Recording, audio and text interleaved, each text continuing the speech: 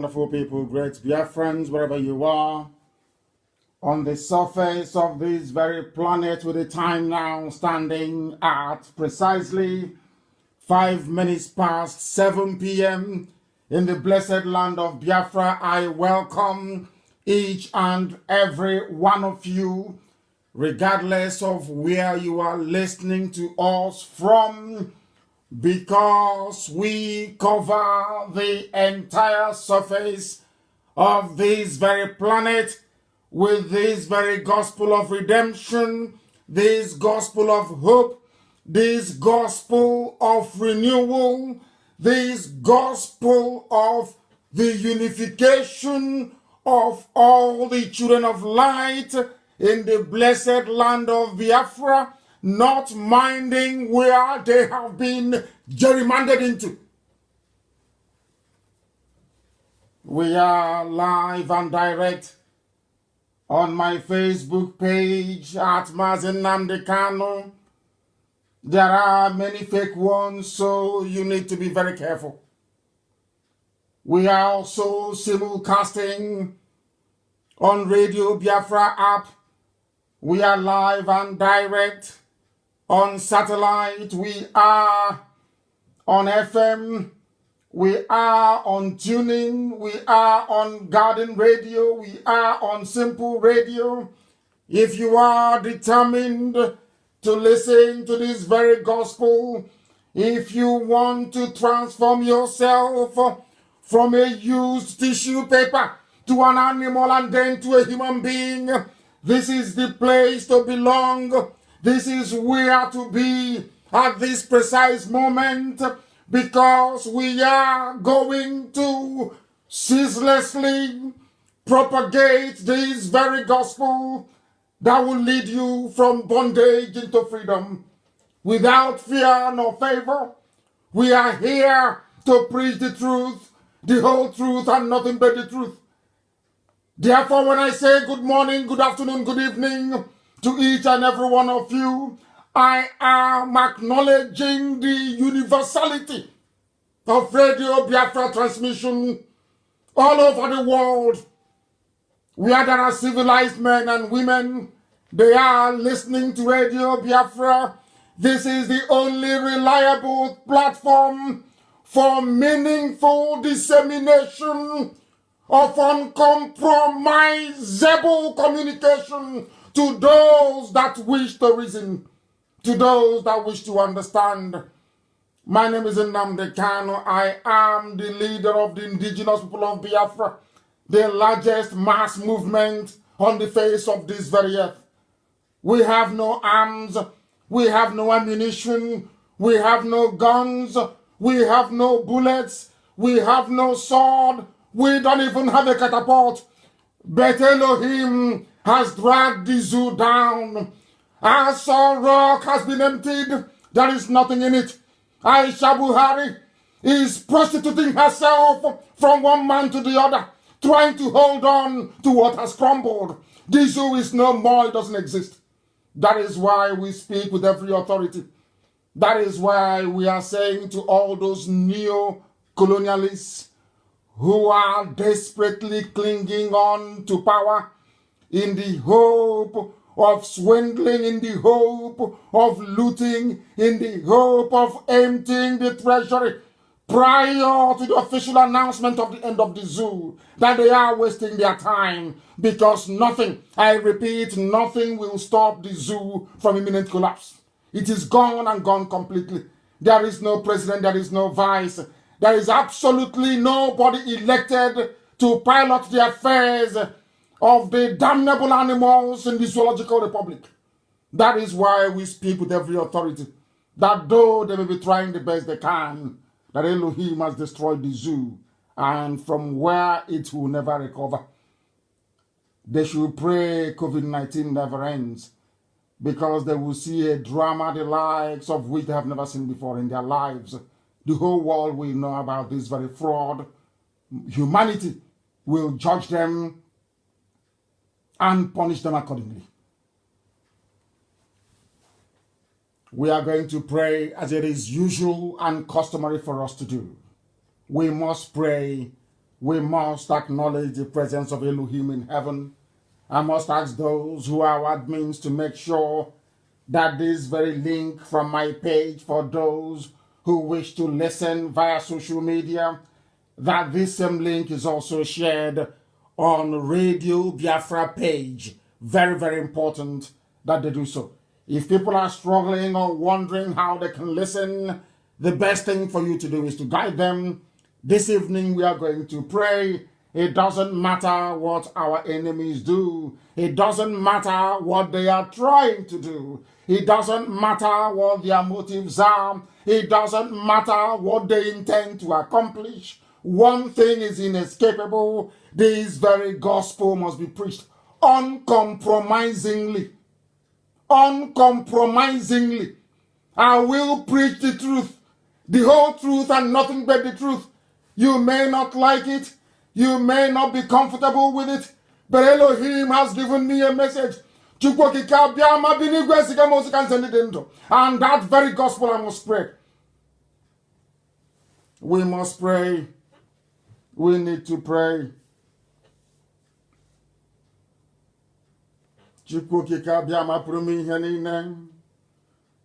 On this very evening, the commencement of our fasting and our prayers all over the world, in remembrance of those that died, that we may live, we ask for your everlasting mercy and abiding love on we who are the living. We ask Elohim for the safe repose of the souls of those that have departed in the cause of restoring Biafra. That very gallant class of 67 to 1970, very brave men, fearless, who for their sake, who for their gallantry, who for their bravery, we are still able to call upon your name today in truth and every honesty.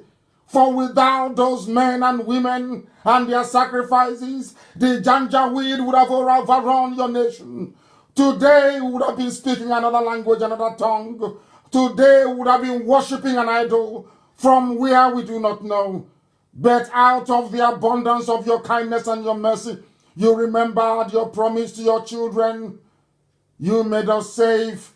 Though we lost over 5 million, you preserved those who today all over the world is a shining beacon of excellence.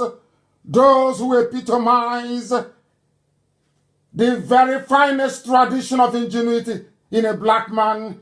They are Biafrans all over the world, and we are grateful for your mercy upon our lives.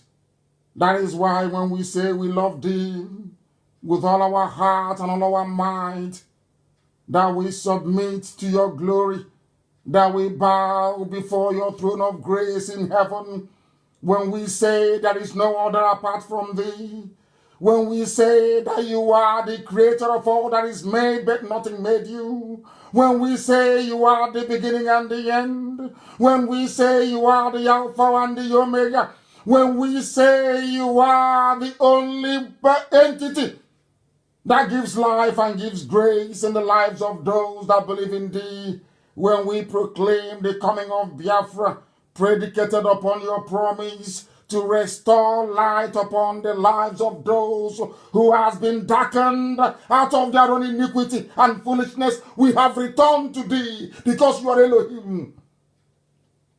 Adonai, El Shaddai, you are our rock and our fortress. You are our deliverer. We give over the land of Biafra into your care because Biafra is being restored, that your name may be worshipped in truth and in every honesty. There will be no idolatry in Biafra. I promise you this when I was in detention, that Biafra will come out of your mercy. We will not bow before any graven image. We will recognize your entity as the Father, as the bringer of life and of hope in the darkened continent of Africa, that Biafra may come and your light will shine all over Africa. We call upon thee because only you, Elohim, is worthy of praise. You have delivered us from the hands of our enemies. You have rendered asunder all those that came to bring discord in the land of Biafra. You have exposed the enemies within. You have rendered useless all those that sought to divide your land, the land of Biafra. Though they come with death, though we are being perennially slaughtered, though the torrents of destruction threaten to overwhelm us, we remain glued to your promise that you change it not, you do not fail. You are the God that answereth prayers. Our prayer is very simple. We have not come to levy war on anyone. We have not come that destruction may thrill every step that we make. We have come to fulfill your promise that life will come into the land of Biafra, that your light will shine once again, that anytime we cry unto thee, you will listen to our prayers, you will deliver your children, because your words are yea and amen. You said that Biafra will come, and tenaciously do we cling on to that very promise, do we cling on to that very hope, that your will be done in the lives of your sons and your daughters in the land of Biafra and all over the world, that your mercy may endure in our lives, that the truth that you have mandated us to preach may permeate the subconscious of every living being, that ultimately your will be done. Biafra will be restored. We will build your temple in Arochukwu. We will bow before thee and no other God. We will exalt your holy name. We will glorify you from the end of the earth unto the end of the earth. And every generation that will come after this, they will say that very generation of IPOB, they clung on to the promise of Elohim, and Biafra came in their time, that your name may be exalted, that your name may be glorified, adored, and worshipped forever and ever, we pray. He said,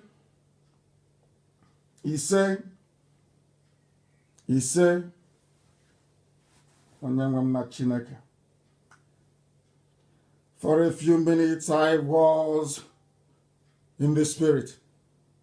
I didn't want to come out, but I have to preach this gospel this evening as mandated by heaven. Go and get your pen and paper.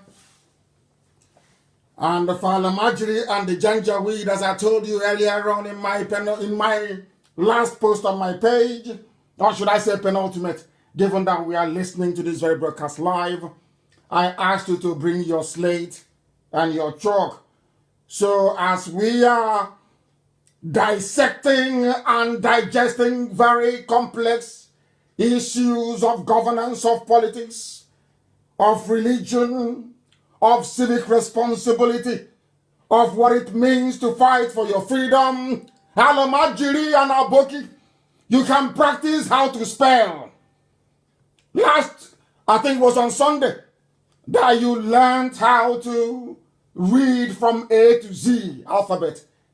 Today, as we are deeply immersed in the knowledge of life, I will expect some of you at least to begin to learn how to spell simple things like cat and dog and cow. Because here, if you are afraid of the truth, believe you me, you cannot survive it. If you are afraid of the truth, this is not the platform for you.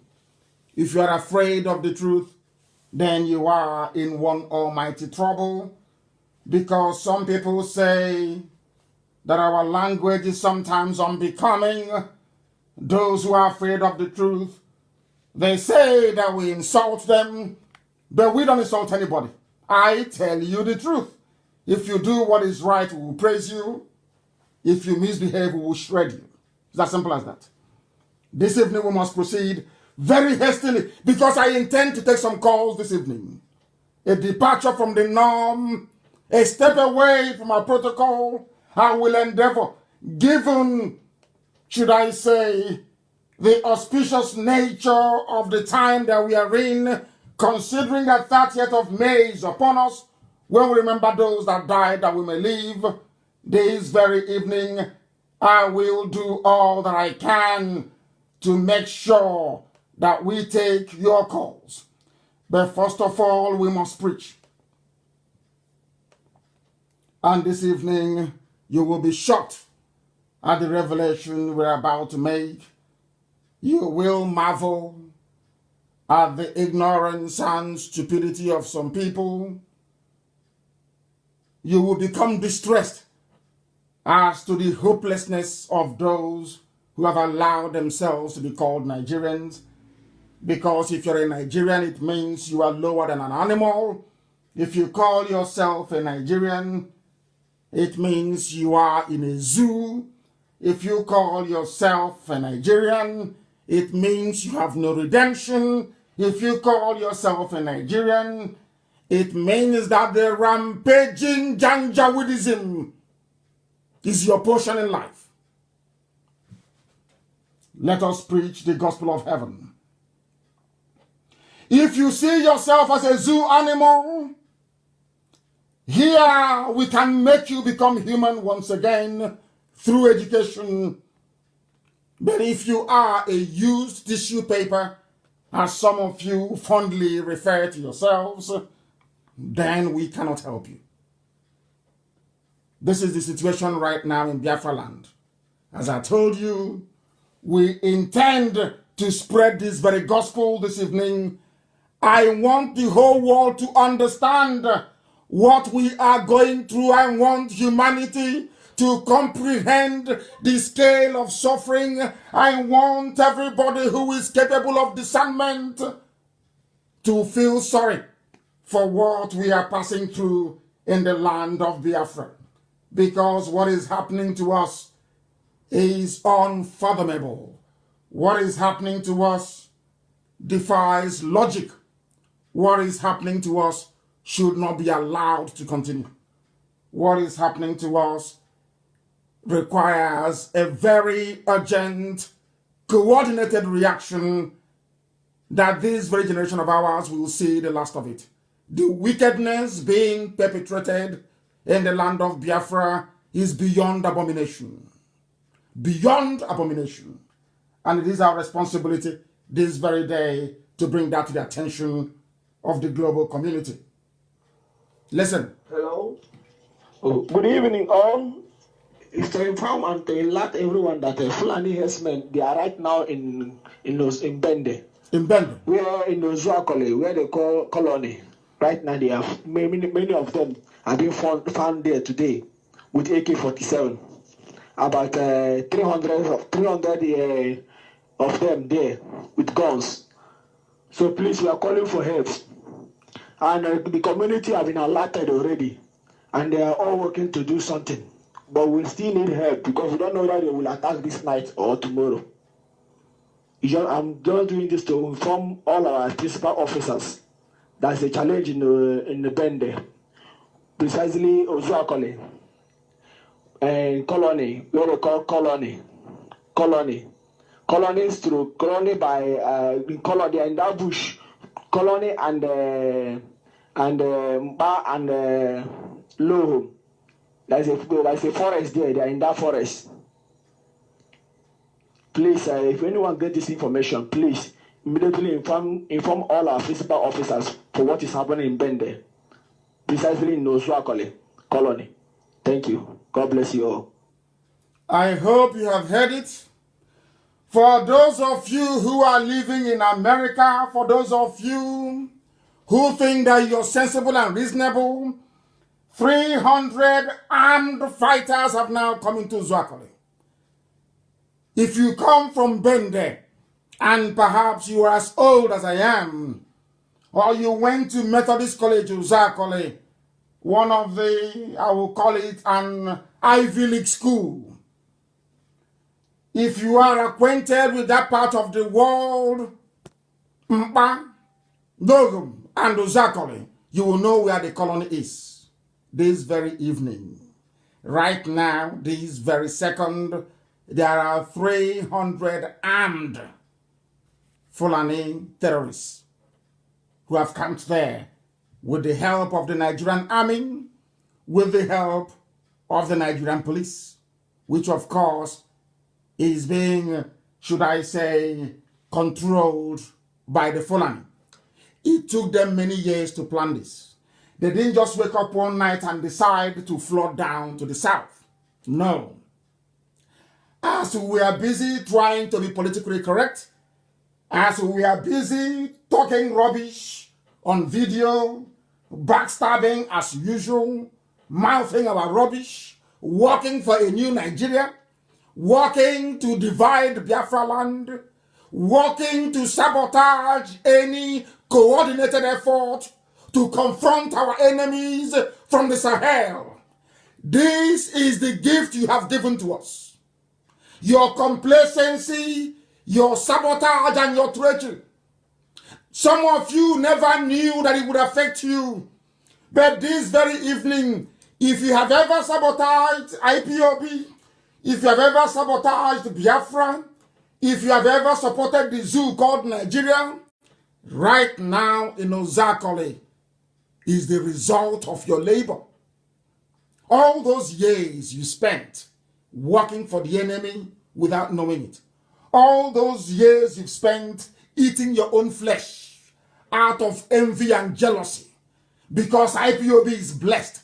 All those years you've spent writing and mouthing rubbish. All those you've spent wallowing in your stupidity. All those years you have spent serving the zoo. The result is now in leper colony in Ozakole. That is what you have given to us. All of you telling us, oh, I have a property in Kanu, I have a property in Abuja, I live in Lagos. Do you see what you have done? Because of you now, leper colony in Ozakole has been overrun. Because of you, the colony has been taken over. A portion of Ozakole is under Fulani occupation. All of you, we've been asking for very many years that we need help and assistance to compel these people to leave our land.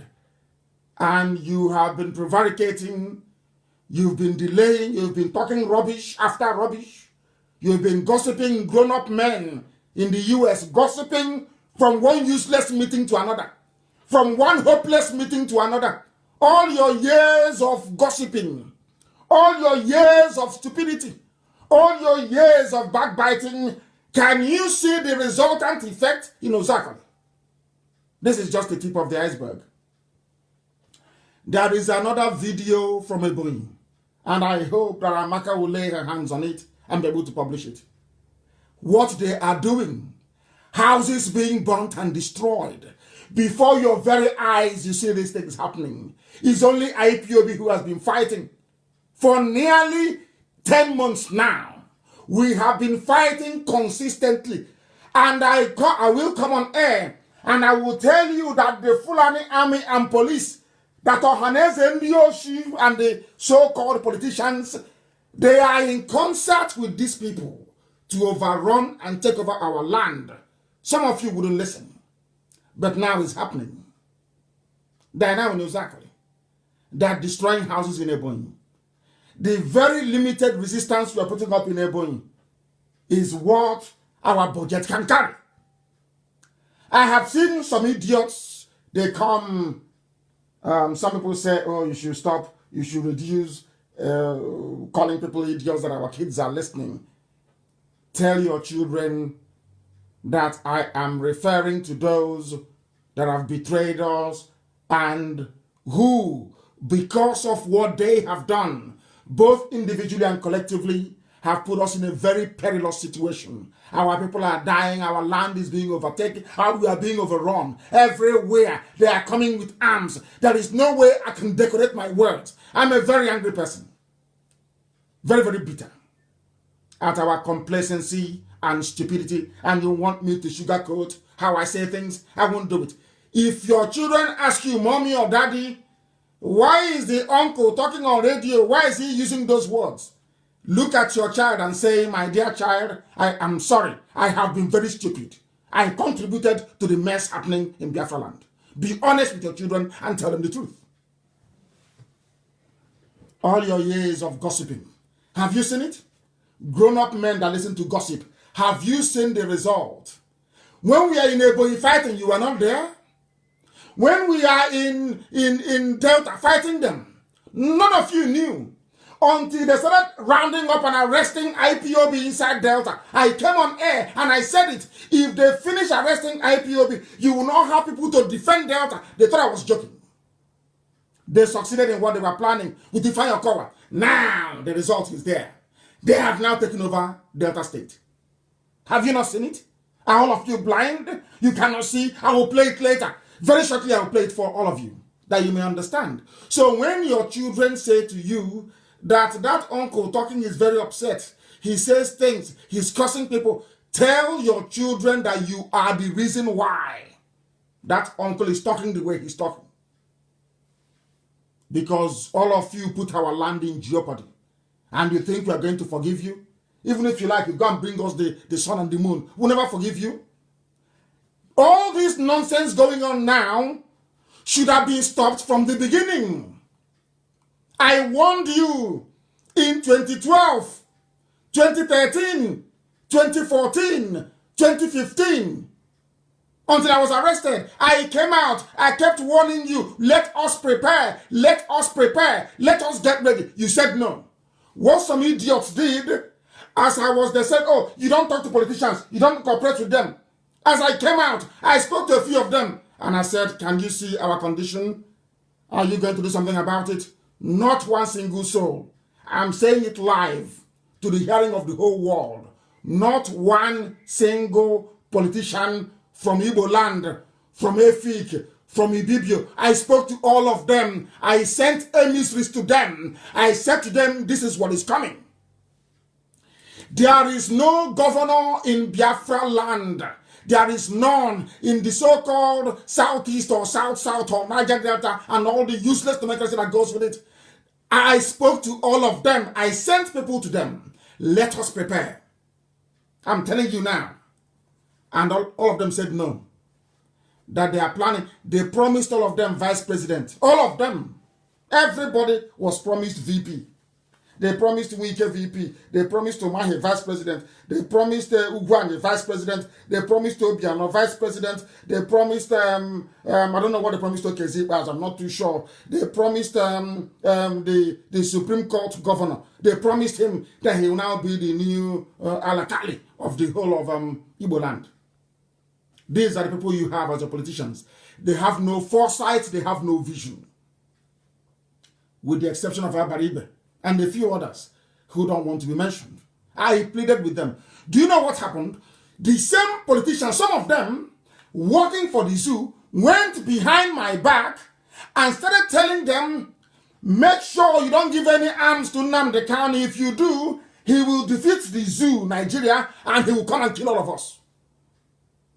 I said it before live on air. I have said it many times. Instead of them to see what I have seen, they went about gossiping. It was that gossip that led to Operation Python Dance. That same gossip.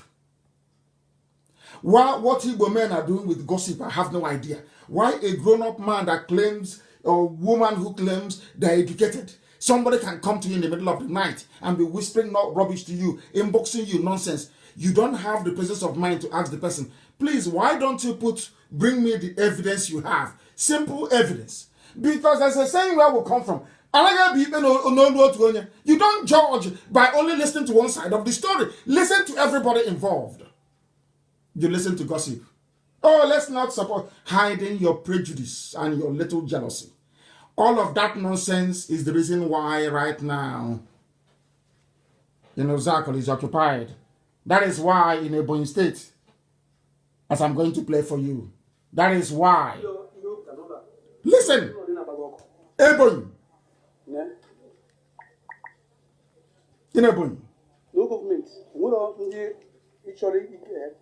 There is no government in Ebonyi. They are complaining in Igbo language. A house destroyed and burnt. No arrest. You won't hear the police. There is no Yoruba media reporting it. There is no BBC Igbo. All of them, they are all silent because they are in on it. They want our land to be taken over. They want us to be a conquered people. When we tell you something you don't want to hear. Have you seen the destruction? 3 villages. have been vandalized. 3 villages destroyed. This is the video. Destroyed and vandalized in Ebonyi. Nobody knows the actual people. Only IPOB we are fighting with nothing, less to nothing. Now, we have with bare hands we are fighting. This is Ndegoi. Have you seen it? Our government. The state government is aware of this. State government is aware. The state government is aware of this. In Ebonyi. Because I have reported this in, said they should urgently come. Are you listening? You're from Ebonyi, you're in Lagos, you're in Abuja, thinking you're having fun. Our land is gone. They went to the well that we dug. But and they poisoned it. Goat, fowl, what everybody is being killed. Human beings, goat, fowl, every animal is being destroyed by the Janjaweed in Ebonyi. Who is there fighting them? Only IPOB. Any help or support from anywhere? The answer is no. There is no support. Some idiots are talking rubbish. Oh, they give you money. Yeah, you have money. Yeah, they give you money to go and buy web. I'm looking at the idiots, the fools. Fools. That is why I said to them, I will not accept anything from anybody. If you have any contribution to make in America, go to World Igbo Congress. You people are horrible human beings. Tomorrow now, both those that contributed and those that didn't contribute, they will say they contributed for 4.4 trillion. And they gave to Nnamdi Kanu, which is a lie. An Igbo man doesn't give you money. That is how life is, unless he or she is benefiting from it. Very rarely, an Igbo man can come out deep hand in his pocket, bring out $1 million or 2 or 3, and say, give you, go and buy weapons to defend our land. They don't do it. That is a fact of life. Or you will see idiots. They are not part of IPOB. They have never contributed one dime in their life. They will take their useless Chinese phone and be doing video, talking rubbish. Talking nonsense. That is who they are. That is how they roll. That is how they operate. That is the nature that they possess within them. What do you want me to show you? Have you seen the beheaded woman in Ebonyi? Our mothers are being raped, being beheaded. Every blessed day, we lament, we complain. Somebody say, oh, let's see what you can do. You son another idiot. Tomorrow they make a video. Oh, how about the money we contributed before? But you didn't contribute anything. There is no money. You that is talking, did you contribute to IPOB? The answer is no. Ask them the evidence of all the money that was contributed to buy arms. They have none. They don't have any. The idiot talking did not contribute not one dime. All they have done is to be working for the Janjaweed. Working for the Janjaweed, the invaders, by dampening your spirit. I know that one day, the politician, before the end of next month, I will mention his name live on air. I will tell the whole world his name. He went about in Abuja telling them, do not support. And I said to him, apart from 5 or 6 people all over the world who can fund this project, who do you think can bring out support for us to move forward? Look at the Yorubas. You can't even learn from them. You can't learn because they come to all of you. They promise you it's your turn now to be vice president. Meanwhile, I'm handing you over to Tambuwal. You work with him. You start to work against the interest of your people. And you claim you're a politician. You claim you're educated. You claim you're learned. You claim you love your people. But in actual fact, you're working for the zoo. You're working for the North to colonize you, to invade you, to take over all your land. That is what is happening, isn't it? Have you now seen it? Look at Ebonyi. Are you not ashamed of yourself? Are people not ashamed? Do you people have shame at all? Do you have shame at all? There was a young man before I came on air, a viral video of a young black man killed. Is it in Minnesota in America? The white policeman knelt on his neck, snapped it, and he died. And I was thinking to myself, if Africa was a viable continent, what would black people be doing in America? They would be in Africa. And if we are civilized, I'm not saying they don't kill us in Africa, but if we are civilized, we can build a nation, build individual countries that are capable of protecting our lives and our dignity as a race. But we're in America. We'll discuss it now for 2 days, and that one will disappear. It's gone. Another useless black life lost. The same way they're slaughtering us. We have nowhere to go. Instead of people to come together and say enough is enough. That's all it takes. Enough is enough. How many are the Fulanis? How many are they? They conquered Awusa kept quiet like a bunch of idiots. They conquered Nupe the same. They conquered Gwari the same. The same people conquered Yoruba the same thing. Now they're coming to conquer us. And all of them are all quiet. They have swept over the so-called Middle Belt. The TVs they are gone long time ago. They are their vassals long time ago. All that it takes to stop them, the only thing it takes to stop the Janjaweed is simple, tiny cooperation. Very, very small. It doesn't take anything. It won't cost you anything. All the money that you have been giving to Yoruba pastors in the last 3 weeks alone, even in COVID-19, can give us enough arms to defend ourselves forever and ever. But you see how you reason. You see the way you think. You see the way you analyze and you process information. You think somebody shouting the blood of Jesus, collecting your money every Sunday, tithe, sowing of seed, watering of plant, and he's somewhere in Obomosho. He will come to Ebonyi to help you. He will come to Zakole to help you. Have they come? Have they even condemned what is going on? How many times have they? Is to ask you to pray for one Nigeria. And now you're telling me I don't have the right to say you're a very stupid person. Who told you that? I have every right to say whatever I like to you. Because you're very foolish. If you're not foolish, you wouldn't have fallen for such nonsense. You would not have fallen for it. We have enemies. You don't understand. We have enemies everywhere. If you don't know, let me educate you. Our enemies there are some you can see and others you cannot see. Our enemies are even in the Australian government. The government of Australia, they have bribed some of them. Our enemies are there. If you know what I'm battling with the Australian government, you will not believe it. Some of them are there in Australian government. Do you know the enemies we have? Some of you just pick up your useless, rickety phones, online talking rubbish. Because you're foolish, because you have no brain, because you cannot reason, you cannot think. You're a primitive black monkey. You know nothing. Do you know how many enemies we have? Do you know I went to VOA after my interview at VOA and went back to Capitol Hill to go and lobby US senators about the killing of Christians? And the same VOA that invited me, on the morning of the interview, they rang me and said to me, they spoke to my PA. They said to my PA, can your principal speak Hausa? And he said to them, what has Hausa got to do with interview? VOA in Washington. VOA headquarters on Capitol Hill. He said, unless he speaks Hausa, we cannot interview Nnamdi Kanu today. I've not told you this before. Go and ask VOA in America. Because the zoo got to them. All the money they've been borrowing, they're using to bribe. All they do is to bribe. It was only when we started this movement that I knew that white people is as corrupt as black people, if not worse. But they do it very scientifically. Do you know that? Are you aware of that? Do you know that VOA cancelled my interview because you know what they said? That I should go to Nigeria embassy and bring somebody who speaks Hausa to debate with me.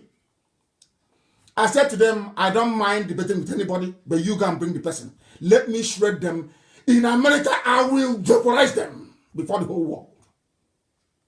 They said no. I should go and bring somebody who speaks Hausa so they can interview me in Hausa language.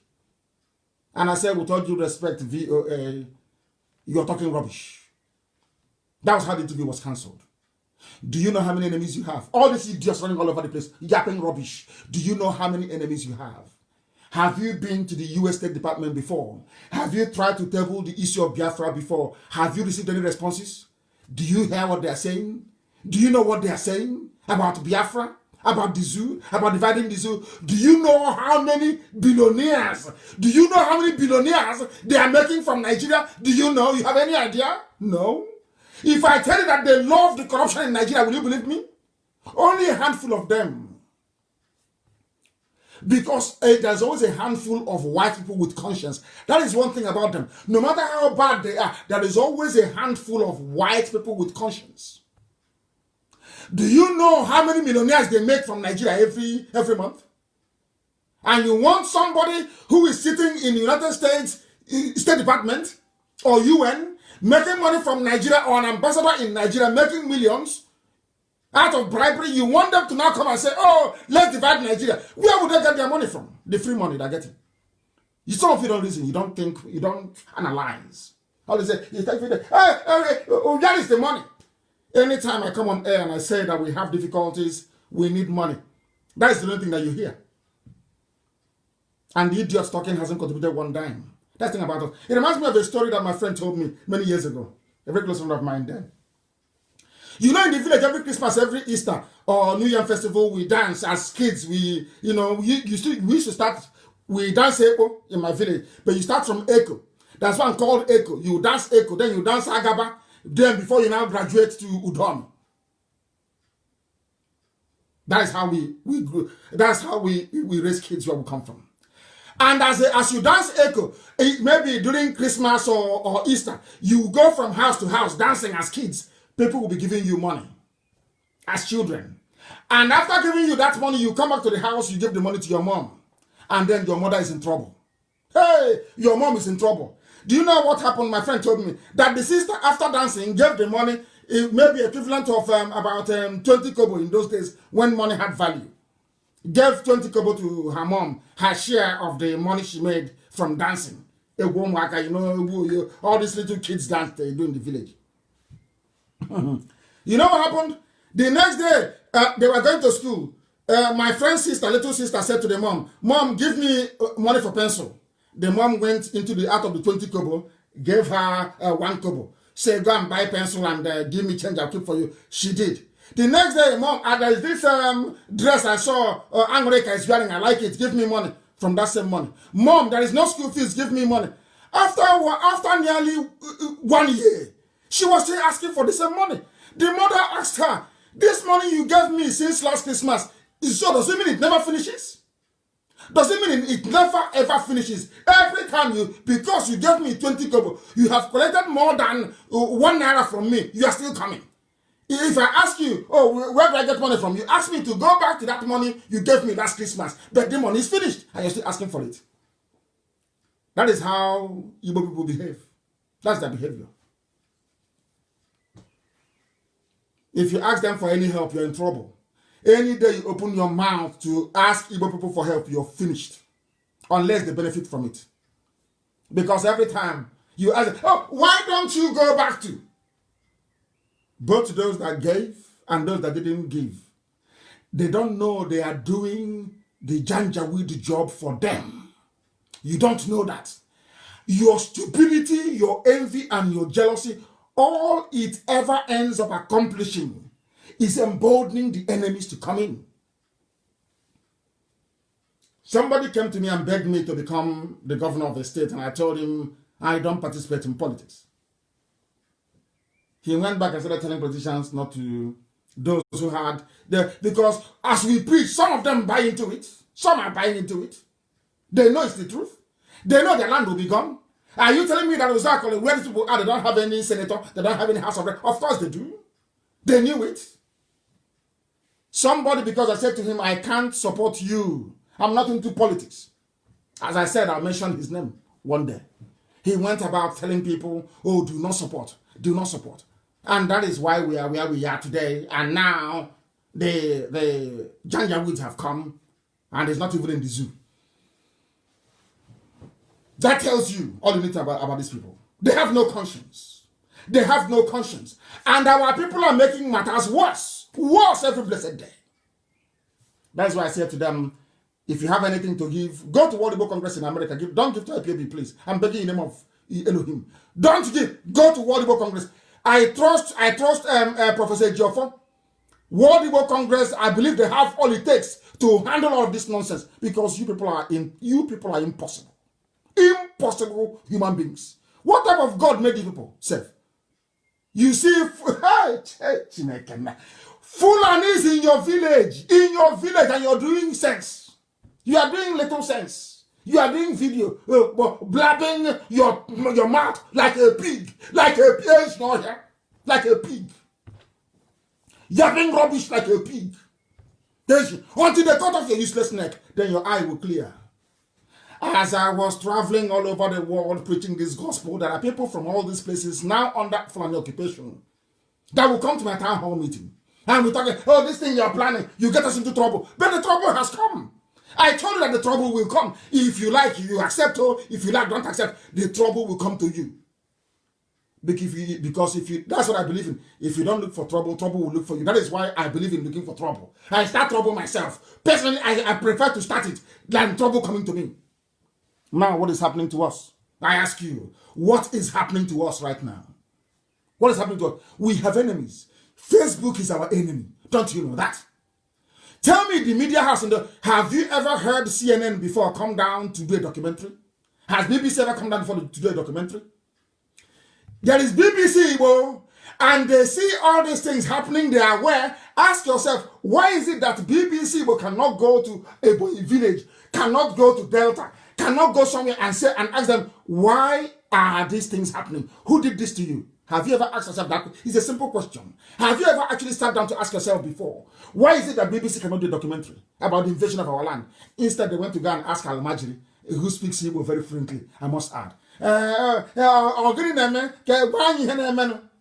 BBC.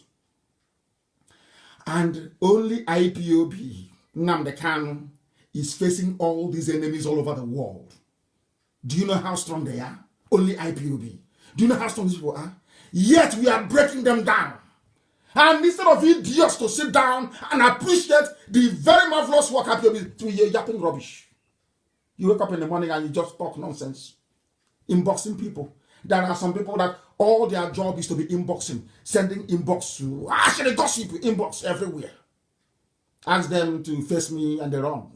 They can't face me because now I will destroy them with facts and figures. Very neat and very simple.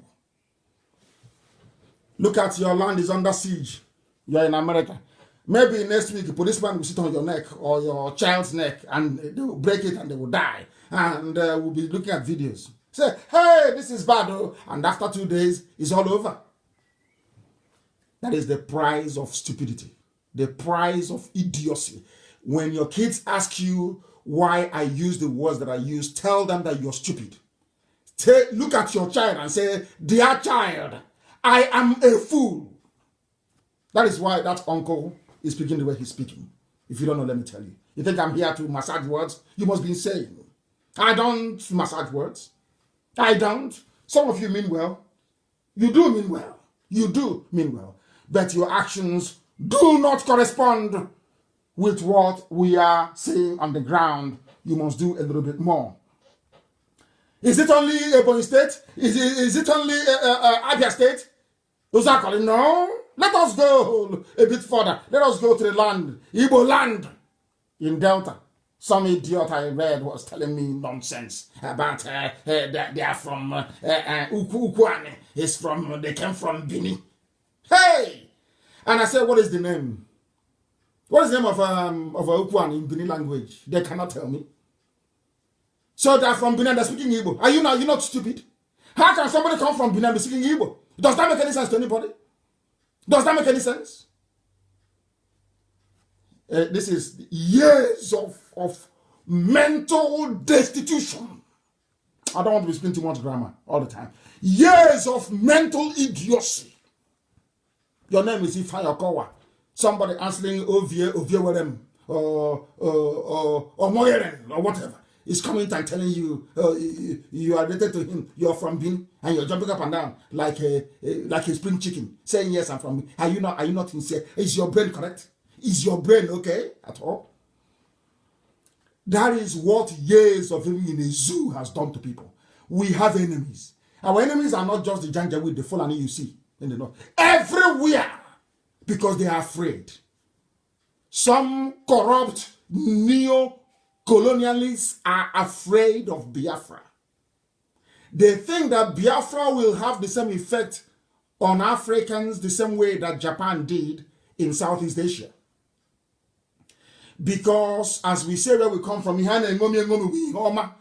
if people see that Biafra is successful, Oduduwa will strive to be like Biafra. Even the Janjaweed in the north, Hausa will strive to be like Biafra. People will work harder because people are at their best when there is competition. That's something that people don't know. The reason why IPOB is preeminent is because from day one, we were put under pressure. From day one. And that is why I say to people, don't worry when people talk rubbish and it's good for us. It reminds us the price of failure, that you cannot fail. People will copy from us. When Biafra is free, Africa will learn from Biafra. They know it. That is what Fulani is running from. Fulani knows that once Biafra stands and we are doing very well, when they go to beg for money, which is all that they do, which is to go and beg, the world will ask them, but are you not the same people with the Biafrans? Some of you don't know what is happening in Africa. It's a trend that the likes of Rwanda is trying to reverse. This trend of what I call the democratization of idiocy and poverty. Everybody is poor. So when you go to beg for loan, go to ask for grant, as COVID-19 is raging, you're begging for everything from syringe to ordinary water bottle. And everybody is begging from Africa. There's no problem. Understand this very clearly. But if other African countries are doing well, then the person you're begging for money will ask you, but I don't have other people who are doing well. They're not begging us for money. Why have you come? That is one thing the Fulani don't want. They know that once Biafra stands, Biafra will be a beacon. And they don't want it. All these, their useless Janjaweed feudal way of existence will disappear. Because I'll imagine we then ask them, can't you really see us then they leave them for Biafra? That's what he will say to them. Why can't you be like Biafra? That is what the Janjaweed are afraid of. That's all. Nothing more, nothing less. Why can't we have competition? Why can't we say, okay, this is your Biafra, okay, take it and go. Let's see what you can do. Because they know that once they do it, I'm telling you, in 6 months only, they'll be begging to come into Biafraland. They know it very well. And that's what they're afraid of. Let me tell you what is happening in Delta. Some of you don't know. I will tell you. You've seen it. You have seen it. But you have not read meaning into it. That's what I'm here to make you do. You have not read meaning into it. You must see it. You must see it. In the Oshimini North local government Listen. in Delta State are protesting an executive order from the local government chairman evicting them. The chairman of the council, Mr. Louis Ndukwe, had issued an order asking those residing... His name is Louis Ndukwe. Louis Ndukwe. Ndukwe. But he's from Benin. He's not from Benin. His name is Louis Ndukwe. I have never seen such idiots before. What he did is very good. And we are going to get to that in a minute. This is Channels TV covering the plight of Fulani terrorists in Delta State. Now, I'm asking you a question. You have seen we have made every effort to contact Dave Umahi about what is happening in Ebonyi State. Have they ever been to Ebonyi State to report before? When they were killing us in the north, did you see Channels TV report about the beheading of Igbo people in the north? Or the killing of Biafrans? Have you ever heard them or seen them report about what is happening, the influx, the invasion? No. But anywhere Fulani is under threat, not under any threat, don't live in the bush. That's all. You see channels, they will appear immediately. Oh, they're trying to evict Fulani, Fulani. I am telling you that the Janjaweed, they know who to bribe, when to bribe, and how to extract the best. That is how they're holding everybody hostage. All of you are foolish because they're holding you hostage. You have no brain. They go to channels run by Yoruba. They give them money. Channels will now be covering their issue. Now, when we now go to America or we go to EU and we say, can you see what is happening? They will say, oh, but according to Channel's report of the 26th of May 2020, they said you people are the ones disturbing the peace. You're the ones chasing the Fulanis away. Now you understand it? That is what the diplomat will tell me. Wait until after COVID. Once I see that's what they're going to tell me. You people are the ones chasing Fulanis away. Are you following? Listen very carefully to understand how they are playing with manipulating your brain so you cannot reason properly. This is any time somebody comes to you and tells you something wrong about IPOB, Nnamdi Kanu, or Biafra, or this, you plan to cause war. No, that person is working for the zoo. Is working for Nigeria For they are working to destroy you, to completely annihilate you as a race. I told you what happened. Did I tell you what happened? Very, very sad indeed. That's what they do. They come and they say, oh, he's trying to cause war. Don't support him. But that thing you're avoiding, it has come to you now. Has it not come? Has it not come? Has it not come? Has it not come? I ask you. Unbelievable. I'm going to show you this evening what they're doing with your lives. It's called subtle manipulation. I did mass communication as an elective. Subtle manipulation. You will not know. They got what he did. They said, this is thing Nnamdi Kanu is doing to bring war. That idiot will be trumpeting it all over the place. And you know, all of us Biafrans, our spirit is very, very easy to dampen. If not for the years of training and tutorship in IPOB on this platform, some of you would have fallen by the wayside by now, because you are programmed to receive gossip. That is how your mind functions. That is how your essence flow. You are programmed to receive and gobble up gossip without interrogation. And that's what they're playing on. All the politicians that they met and said, don't support IPOB to defend our land, where are they today? Has any of them come to say, oh, we are sorry, we should have listened to you? No. But did I not warn you before? In America, did I not warn you? So, but I went to America to solicit for funds. They didn't give me anything. No dime was given to me. But you know, some idiots, they have listened to Loretta Onochie, that ex-madam, a harlot trafficker. They will listen and say, oh, but they gave you money in America. I'm asking, who gave me money in America? Where, when, what date? Do you see how they flow?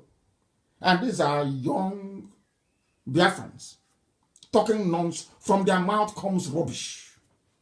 Compromised idiots that have nothing to offer. Absolutely nothing.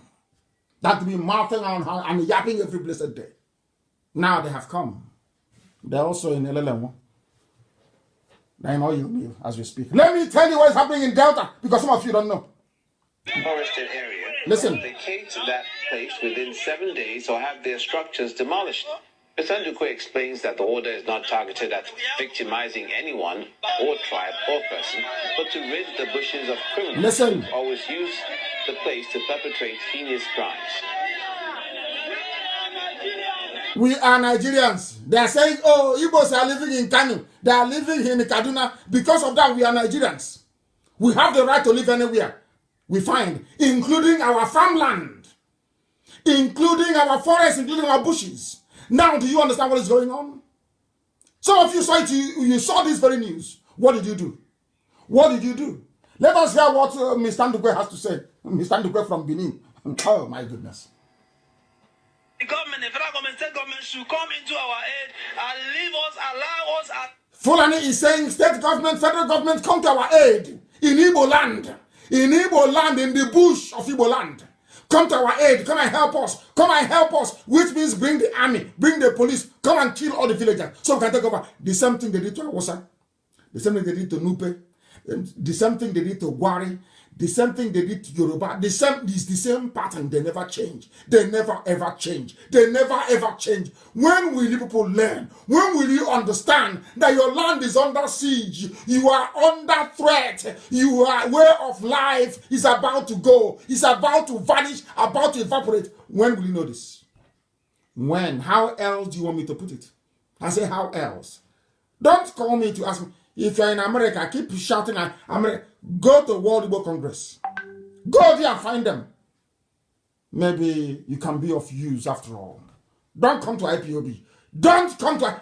I told you in 2015 that a time will come, people will come to me to lead this very army, and I will not lead it. Go to that video I made in Los Angeles. It's there. It's a timeless classic. It never... People never get out of watching it. Go and watch it again. In that video, I said, a time will come, you will ask me to lead this army, I will not lead it out of your complacency and your stupidity. It has happened. That is why we need nothing from you. IPOB needs nothing from you. We will do the best we can, but if we are facing army. Back home, we are facing police. Cost everything with a gun we are facing, with bare hands. With bare hands.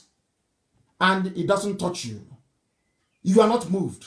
That's how evil some of you are. All you're concerned about is, how do I become envious? You cannot be Nnamdi Kanu. Elohim sent me. The devil sent you. So who do you think is going to win?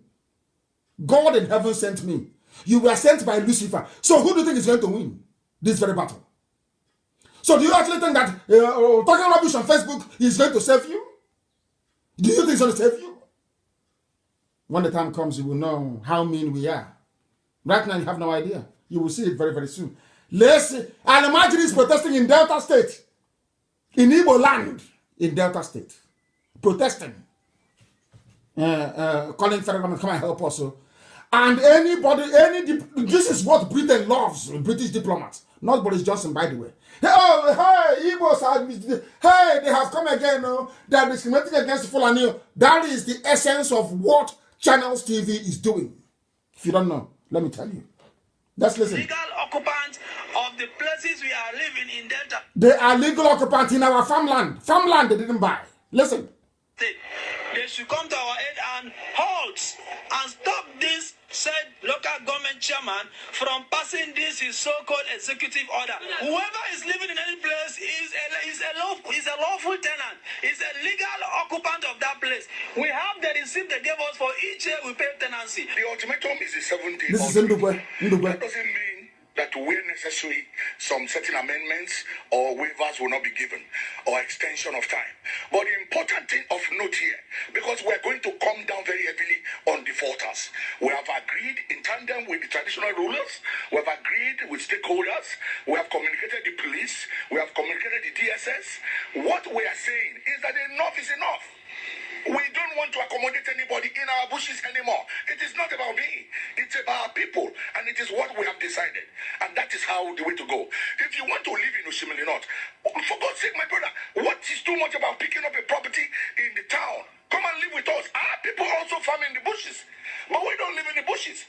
So how come you're bothered about living in the bushes? That means there's something about you. He has spoken like a man. Spoken like a man. Mr. Ndukwe. Like a human being, like a man. We don't live in the bushes. When we go to Kaduna, do we live in the bushes? When we go to Zaria, do we live in the bushes? We are in Meduguri, are we in the bushes? We are in Sokoto, are we in the bushes? We go to the town, we develop it. We develop their places. They come, they go to our bushes to take our land from us. And some of you are busy making useless videos and making a caricature of your idiots online. A caricature of your stupidity. And online, people are laughing at you, but you don't know. The Janjaweed, they are laughing. In Kaduna, in Sokoto, they are just huddled up laughing. Driving their fancy cars. They're laughing at you because of your stupidity. One day you are Biafra, the next day you're Niger Delta, the other one you're South, the other one you're Bendel, the other one you're Midwest. Only white human being. You're not ashamed. Look at, because of that, Bendel, Niger Delta, we are not Igbo. That is why they are in Oshimili. What is the meaning of Oshimili? Oshimili North. Igbo name, river, for river. People don't reason. People, and that is why whenever fools come on radio Biafra, they get irritated. Because they cannot comprehend the level of understanding we possess relating to our condition in the zoo called Nigeria as Biafrans. They marvel at it. We must continue this very evening. The time now, of course, is how many minutes past? It is now 9 minutes past 8 p.m. in the evening. The whole world is listening to us, of course. Now, listen on. All of a sudden, the same Okoro we've been talking to for ages is now saying, we are now going to take our destiny into our hands. What does that mean in simple English? That thing that Nnamdi Kanu has been saying, that thing IPOB has been saying for years, now we are now going to do it. We will take our destiny into our hands. That is what we have been doing. This is Governor Okowa. Ifeanyi Okowa. Are you listening? He is now saying that as herdsmen attacks persist in Delta. So now you agree that herdsmen are attacking. Now you believe that these people are doing all they can to exterminate us. Now you believe that things are no longer right. Exactly what IPOB has been saying for years. But you are the governor that helped a Fulani man clean up Delta for you. Clean up Delta in the sense that they removed every defenses we put in place in Delta to allow the Fulanis to come in. Now they have come in. They promised him vice president as well. You do your bit for vice presidency. He has done it. Now his land is under threat. Now he's suffering. Now he's feeling the heat. Do you see how they roll in the zoo? Do you now understand it? That's the final cover for you. Now they believe that there's killing going on everywhere. And the Fulanis are protesting in land that doesn't belong to them. Unbelievable. Things are happening in the zoo, you know. Things are happening in the zoo, I tell you. Things are happening in the zoo. That some of you will marvel. What is happening in the zoo will shock some of you. It will shock you. And that is why we remain very, very determined that Biafra must be restored. That's the only solution. It doesn't matter where you come from. Biafra is the only solution. Have you now seen that all that Niger Delta rubbish? Do you see that it holds no water? All that south garbage, you see, holds no water. People say, oh, but I'm not insulting you. How can I be insulting you? I'm insulting something that doesn't exist. It does not exist. Not in common sense, not in geography, not in politics. It doesn't exist. There's nothing called Niger Delta. It's as simple as that. How am I insulting you? How am I insulting you? The white man came and took you as slaves. They didn't insult you. They brought their religion and gave you. They didn't insult you. They changed your way of life. They didn't insult you. They named you Water Port Harcourt. It wasn't an insult. They gave you their names. It wasn't an insult. They told you that a Christian name is better than your traditional name. You accepted. It wasn't an insult. Huh? Are you listening? But me telling you that Niger Delta is a nomenclature that shouldn't exist is an insult. Do you say you're even practicing racism in your stupidity? The white man came, took you as slaves to America to work for free for 250 years. It wasn't an insult. He brought his religion. It wasn't an insult. He told you that answering Wamaka is bad. You agreed. That Christina is better. It wasn't an insult, not an insult.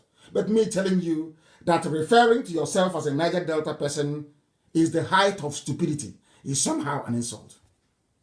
You see how you reason? You see how some of you reason? Before, as somebody rightly noted, elders are the ones that tell history to their children. But today, we are the children. We are telling, I'm an elder, of course. Our children are now telling us about history. And later on, they will say we don't have respect for elders. They don't respect. How can you know nothing? How can you believe it? You don't know anything. How can I respect you? You're an elder, but you have nothing. Your brain is empty. How can I respect you? You're an elder and you're there. You couldn't see that the Fulanis were coming. You say what an elder sees sitting down. A child cannot see it from on top of a tree. But you've been sitting down in the zoo for how many years? So you couldn't see the trailer, Dangote trailer bringing Janjaweed. So you didn't see the trailer. But you're an elder. Who can see when he's in the bunker? But the ordinary Dangote trailer you cannot see. And you claim you're a leader. Unbelievable. Let's continue. Anybody that you see making a video or a comment against Biafra agitation is a Janjaweed apologist. All those who like their posts are all Janjaweed supporters.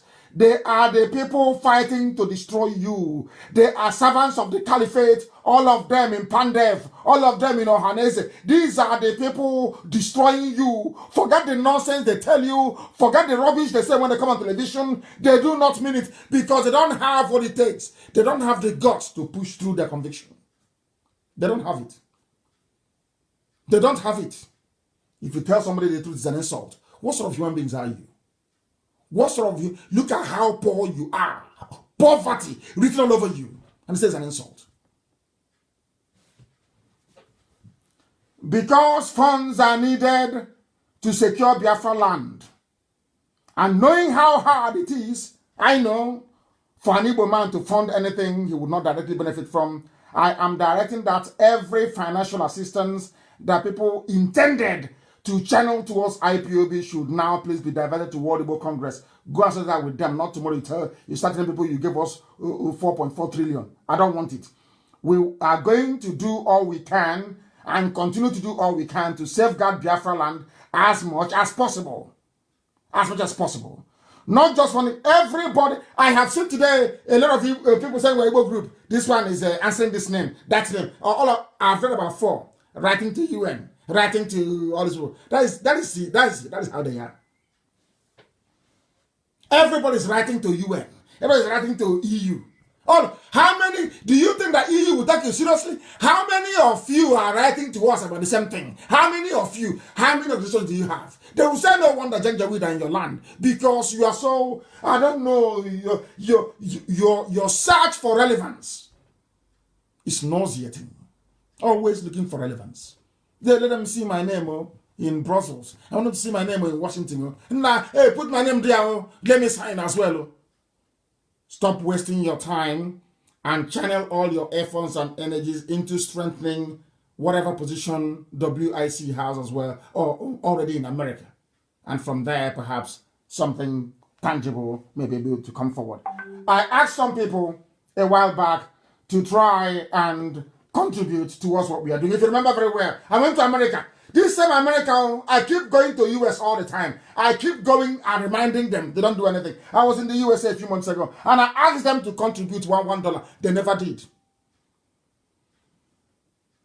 It was only one of our sisters that gave 10,000. Our mothers gave 7,000.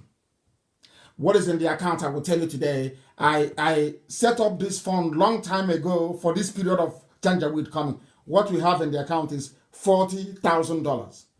You know me, I don't hide anything. That is what they have contributed. And out of that $40,000, $20,000 was contributed by only 4 women. What does that tell you about your people? Now you can see that they want us to be conquered and taken over. Can you see it? In America, and the money hasn't been touched though, before you start making your videos tomorrow. It's still there in the USA. 40,000. 40,000. 40,000.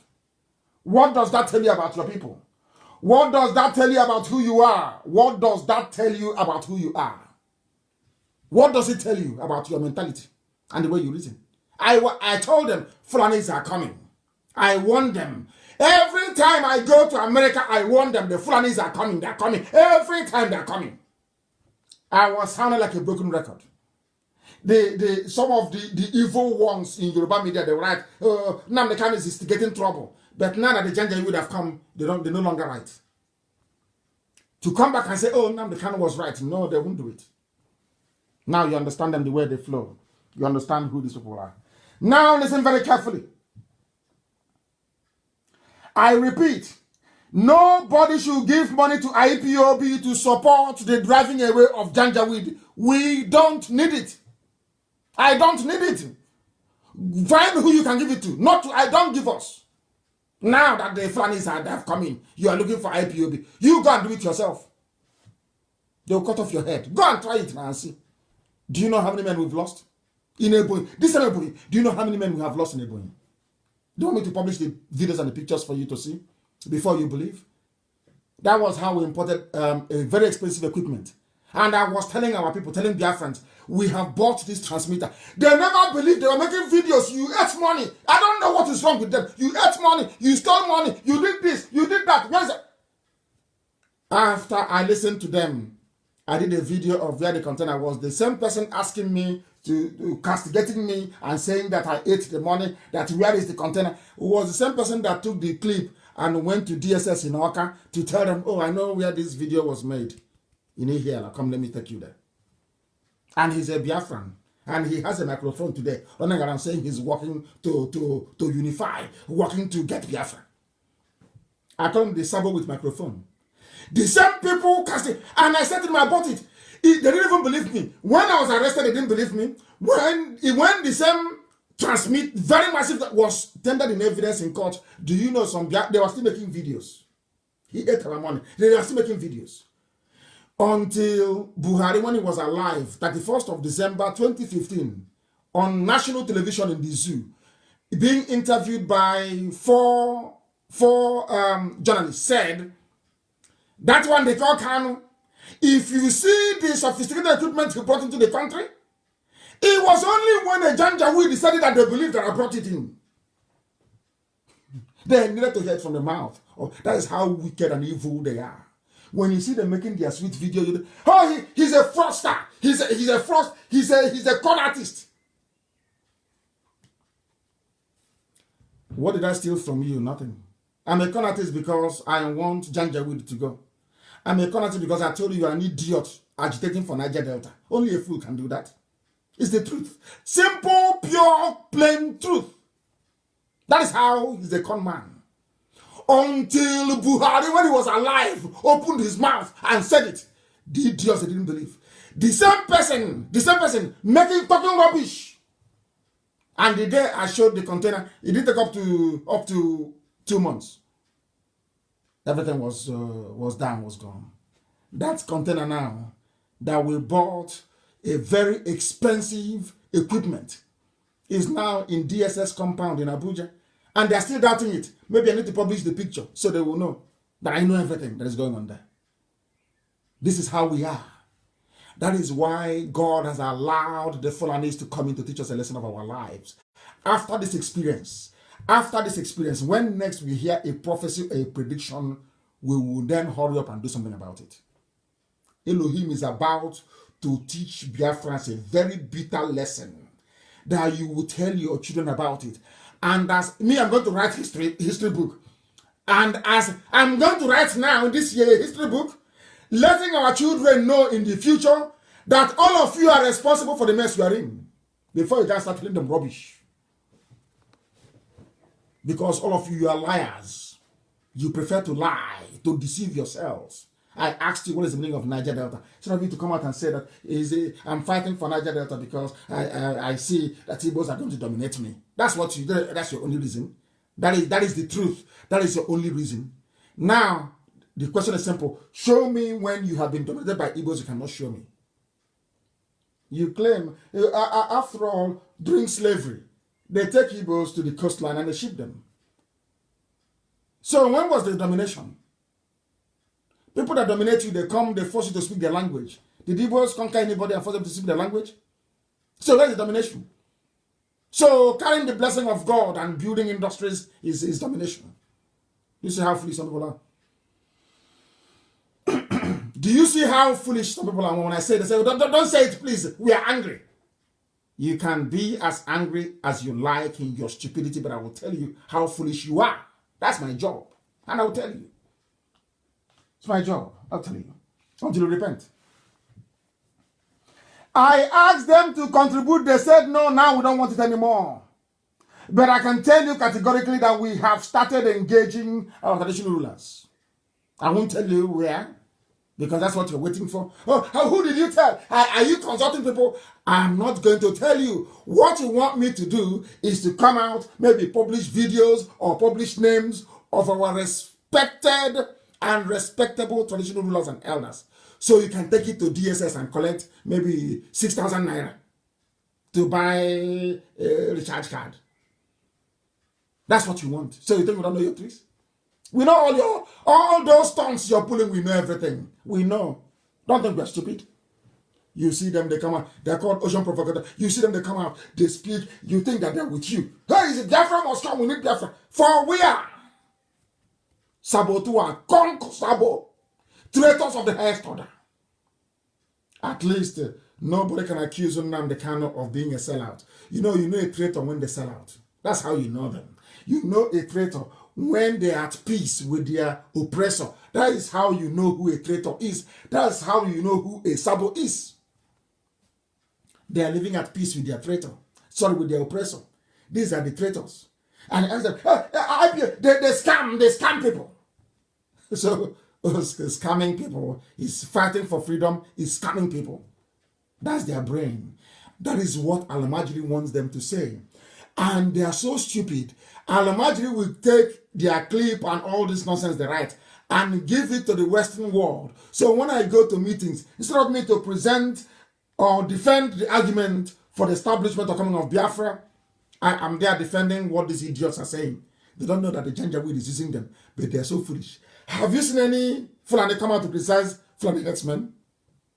It's a simple question. Have you? How many of them criticize Boko Haram? I say, how many? You think you're smart.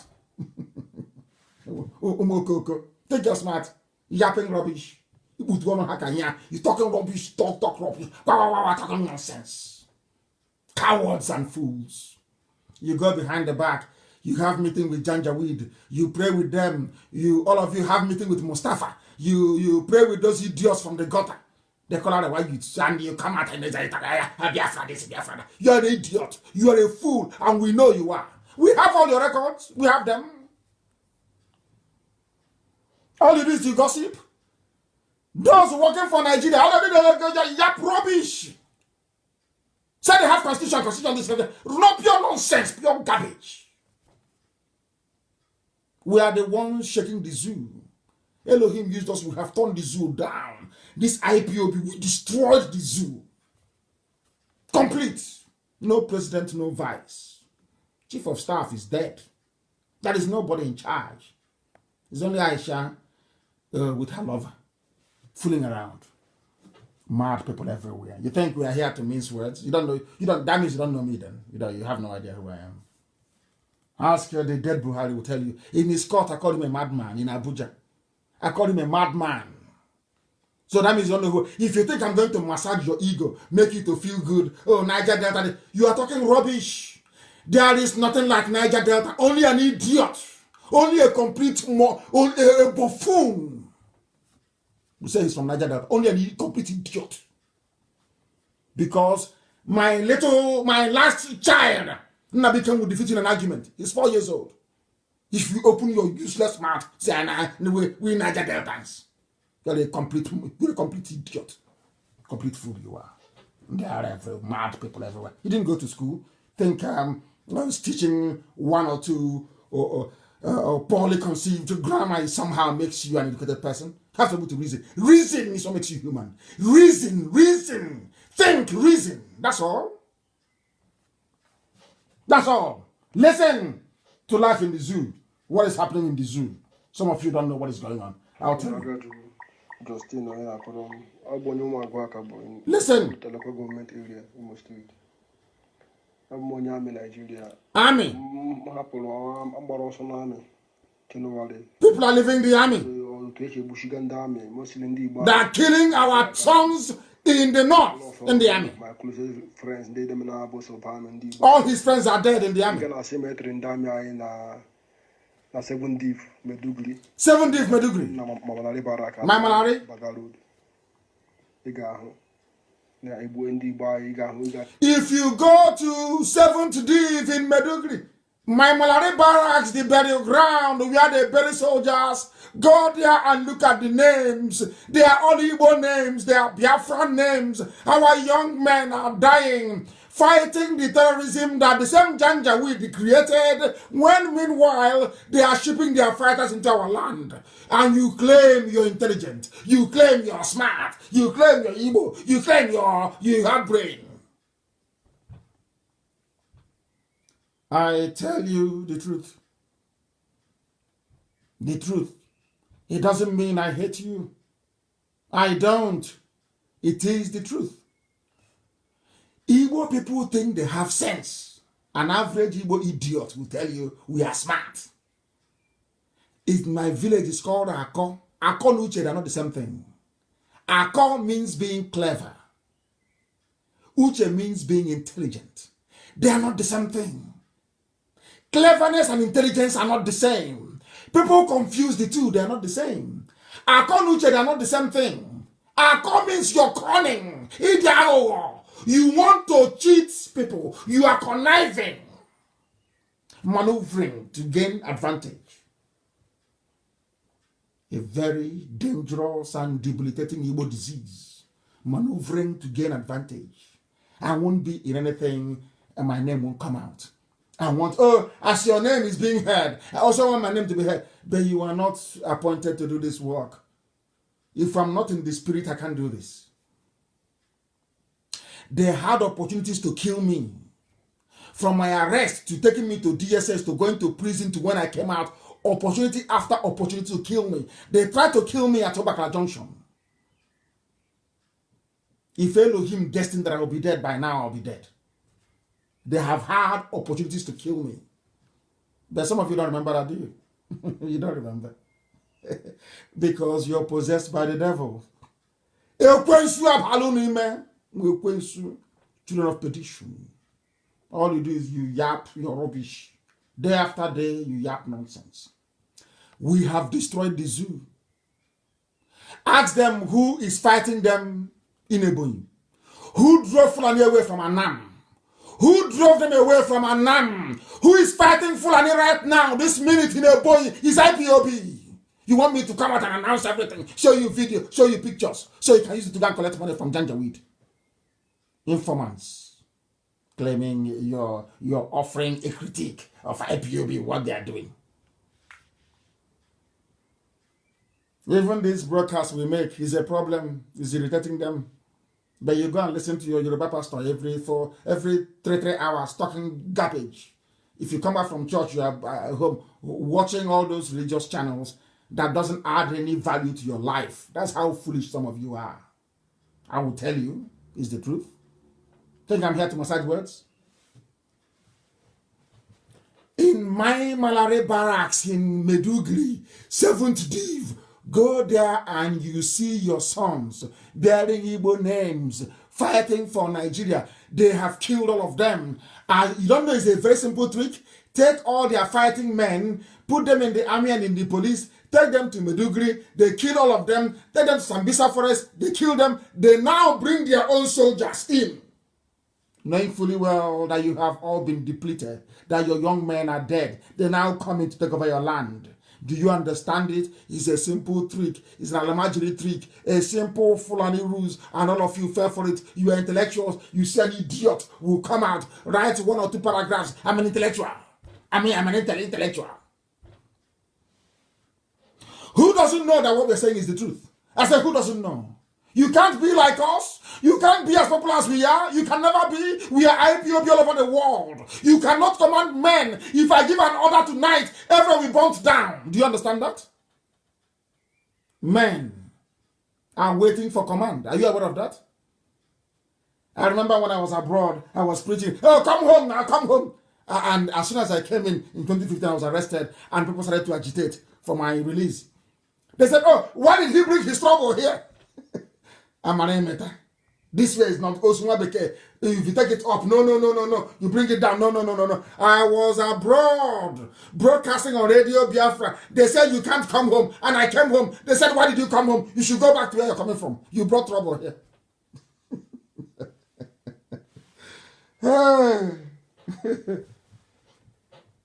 Some of you don't know what's happening. It's an update on the invasion. Update. These are Fulani. Listen. Trooping in Ojibo, in local governments of Biafraland. Ebonyi is under siege. Another one. That they bought some portion of land here. And we resist them because we never sold. Of course, we resist them. We are IPOB. We resist. IPOB. We resist. We stand firm as the villagers troop out in mass to tell them that this place belongs to Biafra. And they should go and collect back their money from whoever they gave it to. IPOB in Ebonyi, fighting on 8 fronts in Ebonyi. We are in 8 locations in Ebonyi fighting Nigerian army, fighting Fulani Janjaweed, fighting the complicity and idiocy of the governor, fighting the complicity and idiocy of the politicians in Abuja, making promises. IPOB is on the ground fighting. All you want me to do is to give you every secret, tell you everything we're doing. When we fire 1 shot, I'll come back and I say, oh, today we fired 1 rifle in Ebonyi. Are you not foolish? You want me to tell you everything that we are doing? You think our people will follow me if we're not doing anything? Is that what you think? Is that what you think? You mask your jealousy with stupid words that come out of your useless mouth. Because you know we are whiter than white and whiter than snow. Untouchable, spotlessly clean. That is why I say to anybody anything I want to say. But you cannot say the same thing. None of them can. They cannot. Because they're all compromised. I'm not saying you shouldn't work with me, but you must be clean. Very clean. Spotlessly clean. Not 1 leg in the zoo, 1 leg in freedom fighting, or 1 leg in resource control. Do you have a resource control anymore? That's an argument for idiots. What's resource control? Did we not force you to abandon resource control? It was IPOB. IPOB forced the taking away from resource control into freedom. The Nana Master Child common sense and ancient adage. You know, you find answer to everything in Igbo adage. Are you aware of that? Everything is there. You're looking for resource control. We were the ones that drove you away from that rubbish into freedom. Ask you to fight for your freedom. Everybody is there. We are doing the best we can. We don't need your useless money, Igbo people with their useless sense. Tomorrow you tell us, come and give us account. I think we must have given you up to $1 billion. You don't know them all. You have no idea who they are. Look at Yoruba, they followed Amotekun. Did you hear any of them come on social media talking? Tell us, how much is that van? How much is the spare tire? I can see the mirror was damaged. How much is the mirror, the side mirror? If I'm telling you, if it were to be Biafrans, or should I say Igbos, setting up Amotekun, hey, come and give us account. That's what we hear forever and ever. Let us continue. They are hiding weapons everywhere. It is everywhere, everywhere. You know, local, you know, Mwahia, where I come from. You know, local Mwahia South, the village of Oku. I know Oku very well. They have lost their ancestral land to Fulani herdsmen in Mwahia.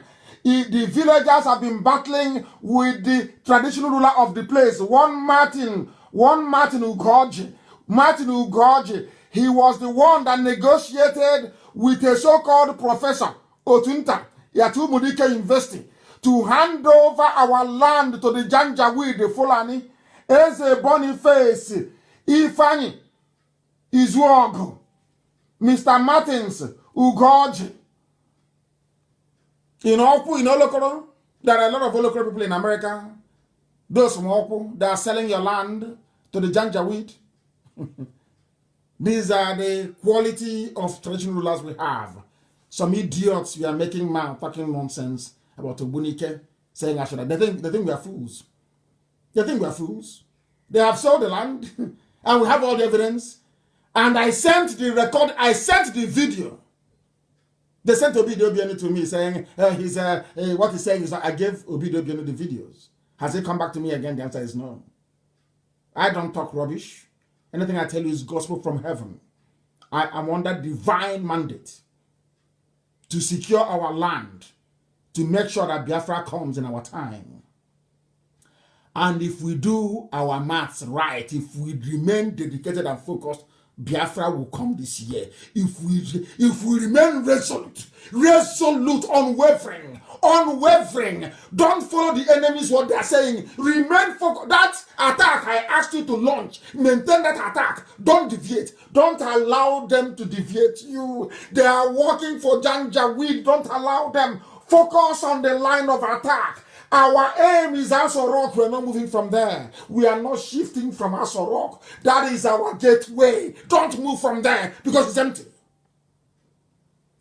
It's empty. Don't let them deceive you. If we work hard this year, I'm telling you, before God and man, Biafra will come. If we work hard, simple by working hard, what do we need to do? It's like pregnancy, they can't cover it. I want to know the most corrupt diplomat in the world in Abuja. I said the most corrupt can never support this grand deception. There is no Buhari in Asorok. As simple as that. If common sense cannot tell you that as a Nigerian, then your mom wasted time carrying you for 9 months in the stomach. Because I'm telling you, I don't know how to describe you. I don't know how to describe you. Our attack is also, we are not moving from there. I made my post before I came on air. Somebody said to me, oh, you're not talking about Buhari's anatomy today. I said, Buhari is dead. I can't talk about him. He's a dead man. Can't you see? Are you blind?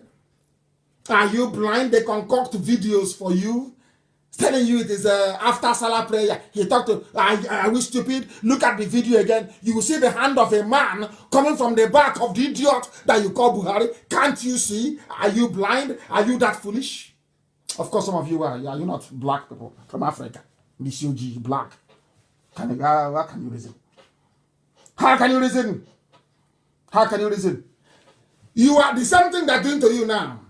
The Janjaweed is coming. They have diverted the attention of every media house in the world away from the reality of the invasion of the South.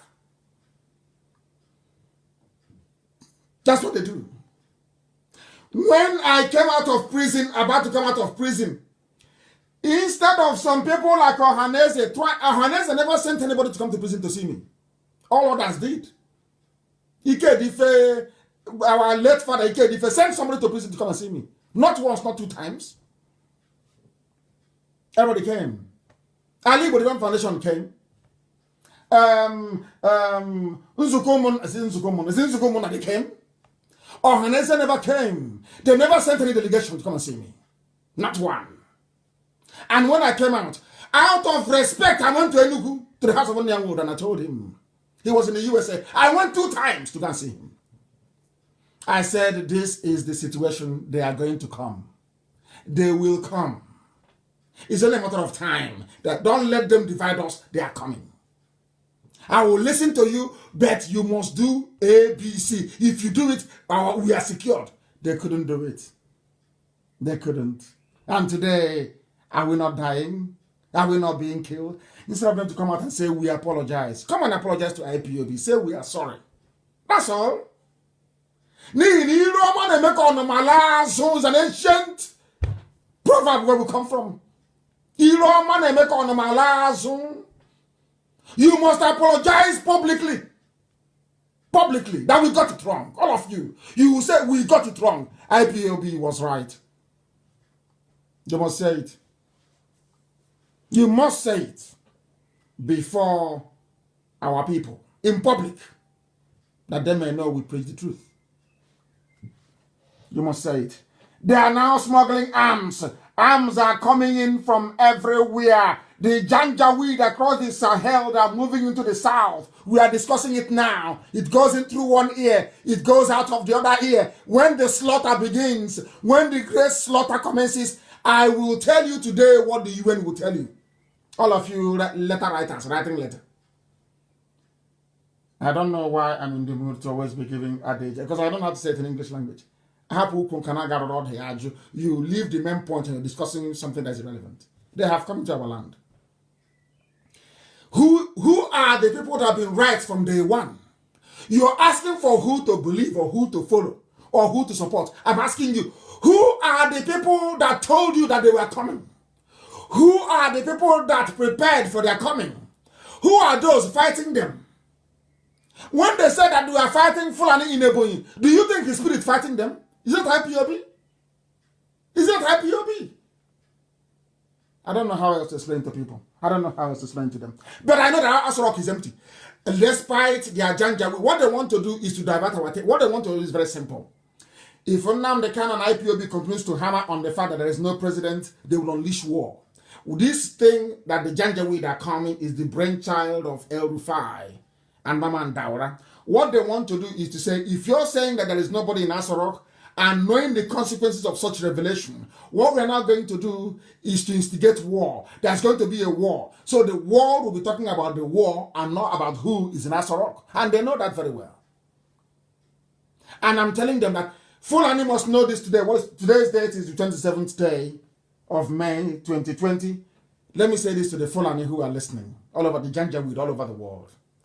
By the time we finish this encounter in Biafraland, the Hausa people will overthrow all the emirs in the north.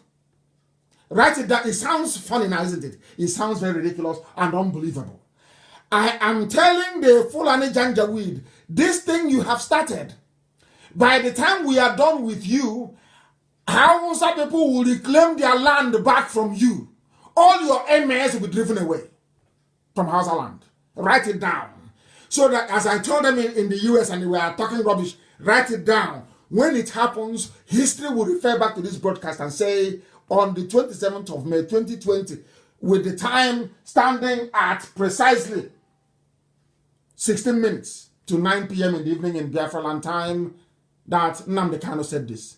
You see all those emirs you're seeing in the north, they will go. Hausa youths will rise up, will remember how they have been lied to. the same lies they fed the brain of people that refer to themselves as Niger Delta, the same lies.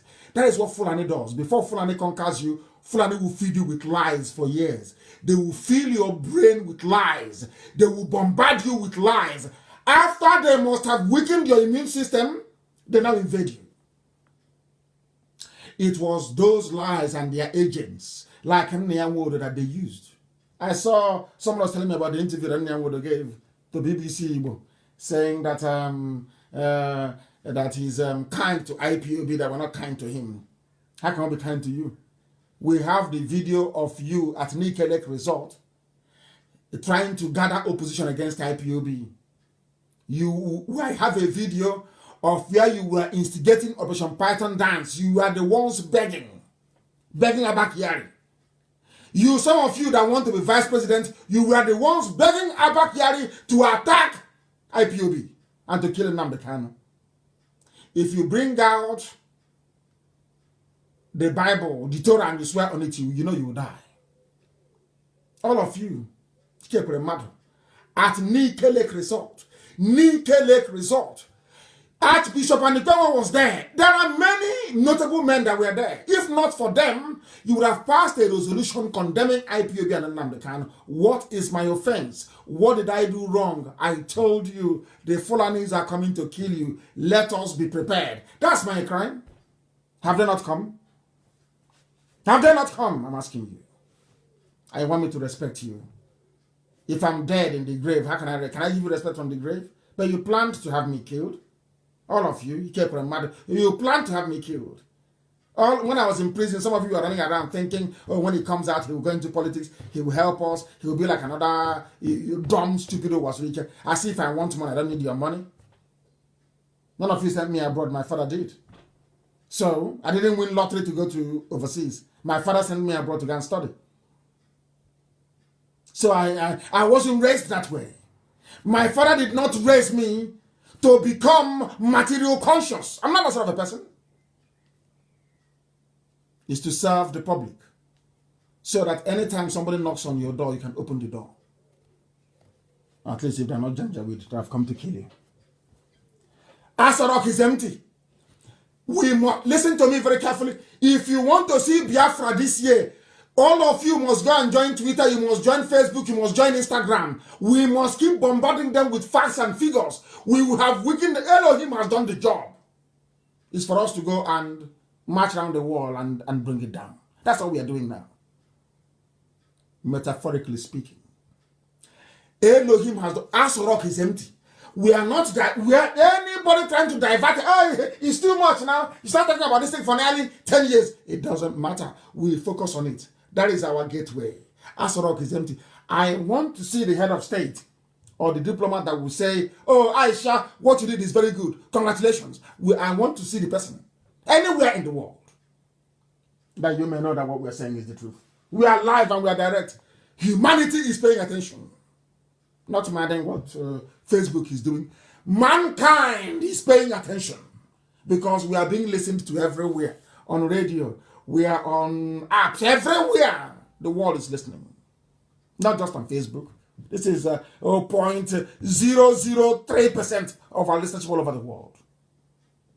If I tell you, anytime I finish, the reach I have on every broadcast is over 2 million. If you don't know. That's only on Facebook. On social media. So I forgot all these games they're playing, trying to dampen your spirit, trying to suppress our numbers. So that is their game. We know.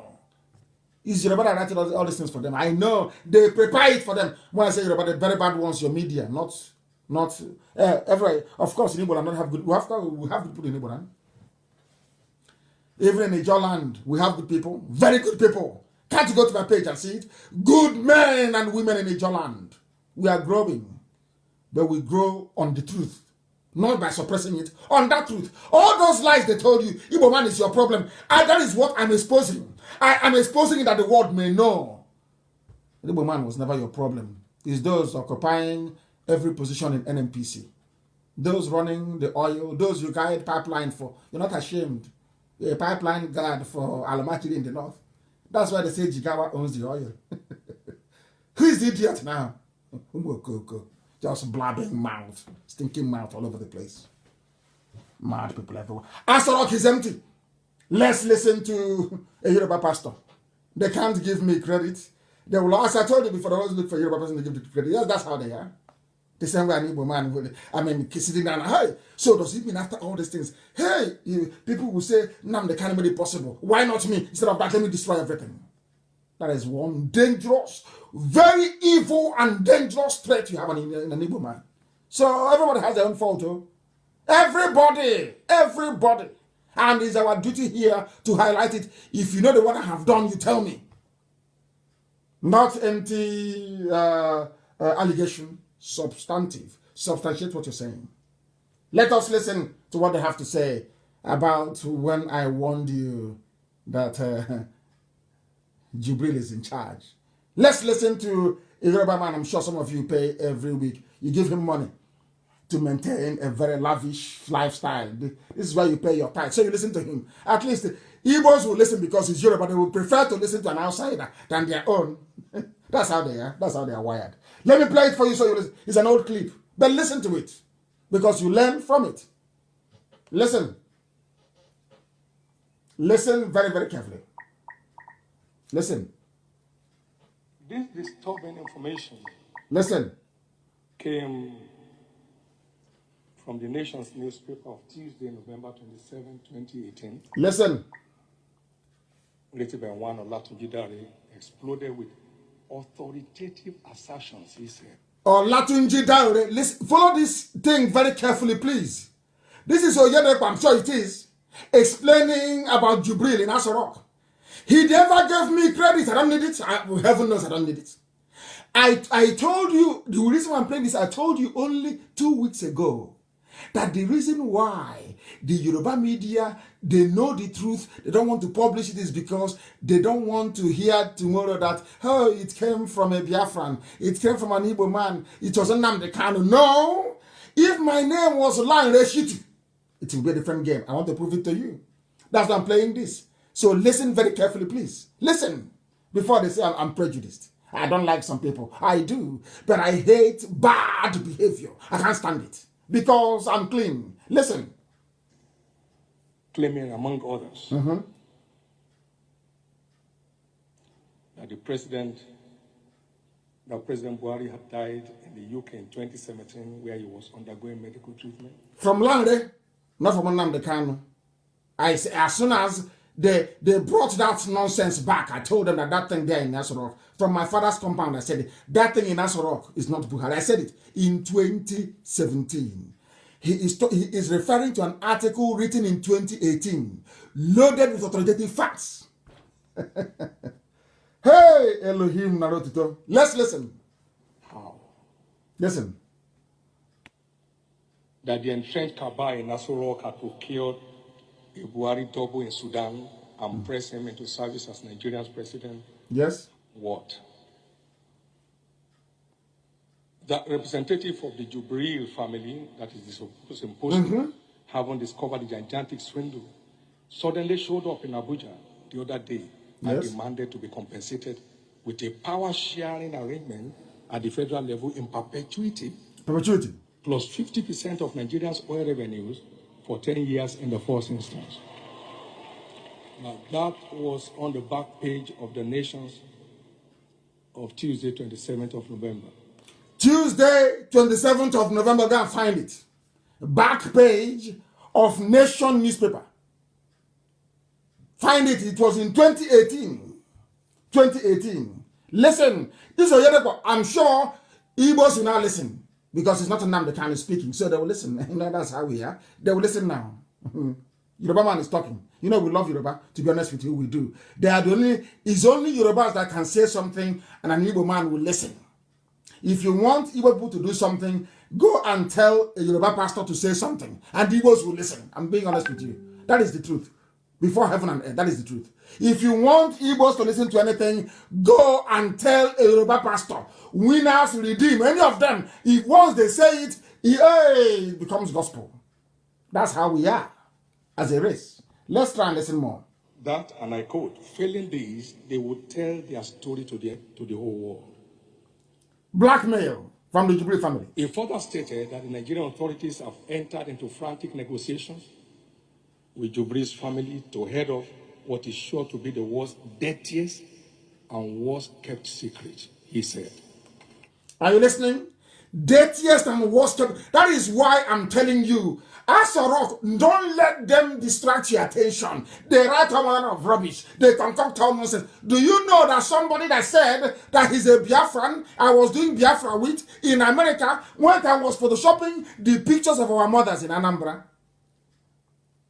saying that they had rejected IPOB and me. Somebody who's an intellectual, so to speak, in America. That's how we are. This is Oyedepo telling you, I want this publication found. Go and find it and read it. Yoruba journalists listened to what I said, one of those with conscience, and wrote it in a detailed manner. I was the one that told you this man is from Sudan. I gave you his name. Now that Yoruba has written it, now it is now acceptable. The same thing Nyamwood and World Igbo Congress did. Have I not forgiven them? I've forgiven World Igbo Congress. That's what I'm asking you to go and affiliate with them. Every group should affiliate with them. Let them get this work done. Are you hearing it? Let me start from the beginning once so you understand it. I want it found. I want this publication found now, please. I want it found. I want it found. This disturbing information. Listen, disturbing information came from the Nation's newspaper of Tuesday, November 27, 2018. November 27, 20 what again? Let us get that. I want us to get it right. I want us to get it right. I'm now behaving like I'm now pausing and moving forward like Simon. I'm now playing video, moving it. I enjoy his program anyway. I watched it before coming here. He's doing very well. All of them are doing very, very well. All of them are doing well. And I'm sure it was the expose by Prince Darlington that caused a change of heart in those that fell behind. We welcome every sinner that has repented. Once you repent, we welcome you. When I listen to Simon, but he goes forward and backward with his videos. Very amazing, I must say, amazing. Let's listen once again to what this man has to say. This is Oyedepo. From the Nation's newspaper of Tuesday, November 27, 2018. 2018. November 27, 2018. November 27, 2018. Back page of Nation newspaper. Everything I had been saying about Jubril was there. Yoruba media knew. Yoruba pastors knew. Oyedepo knows that Asorok is empty. Hey.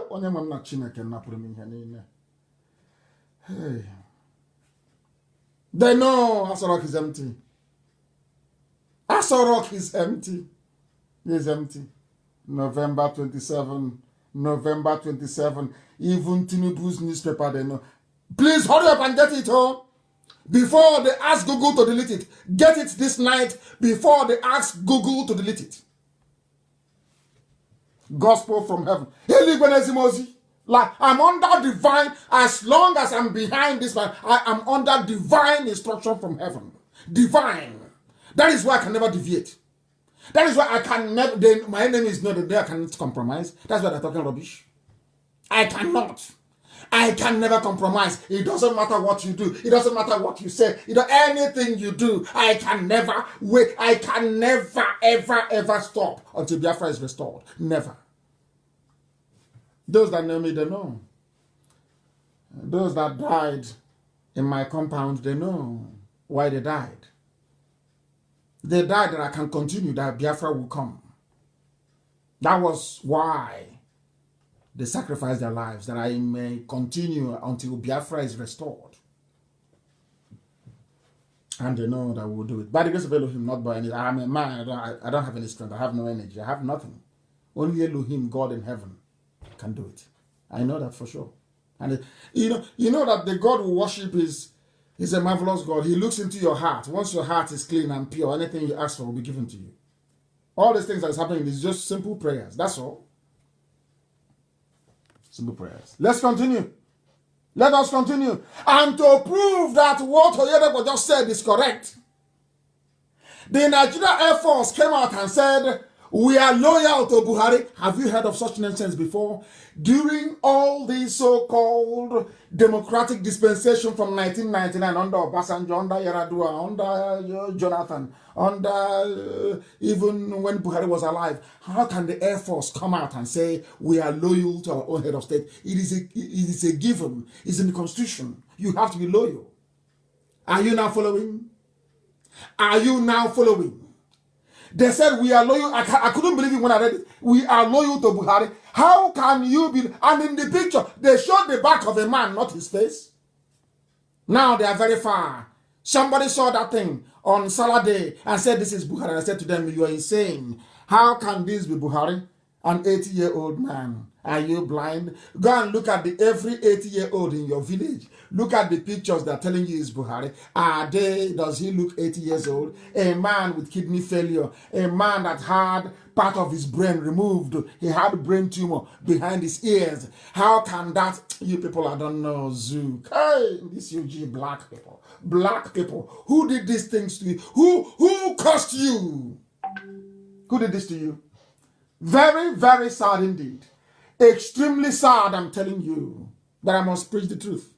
It doesn't matter what they do. It doesn't matter what Facebook does. Nigeria Chief of Air Staff, Air Marshal Abubakar Siddiq, has said that the Air Force is loyal to President Muhammadu Buhari. Why would they say they are loyal to him if the administration is not in trouble? Simple, common, common sense. Common sense. Why would the Air Force come out to say they are loyal to a president if that president is not under threat from somewhere? Do you understand it? Do you now understand it? It is the spirit of our fathers they killed in the battlefield, of our sons and our daughters that they starved to death. That was why Elohim said, I will destroy Nigeria for your sake. If your hands are clean, after our atonement in Malaysia, Elohim said, if you keep your hands clean, if you don't compromise, I will give you Biafra. I will destroy your enemies. Before your eyes, I will destroy them. And it's happening today.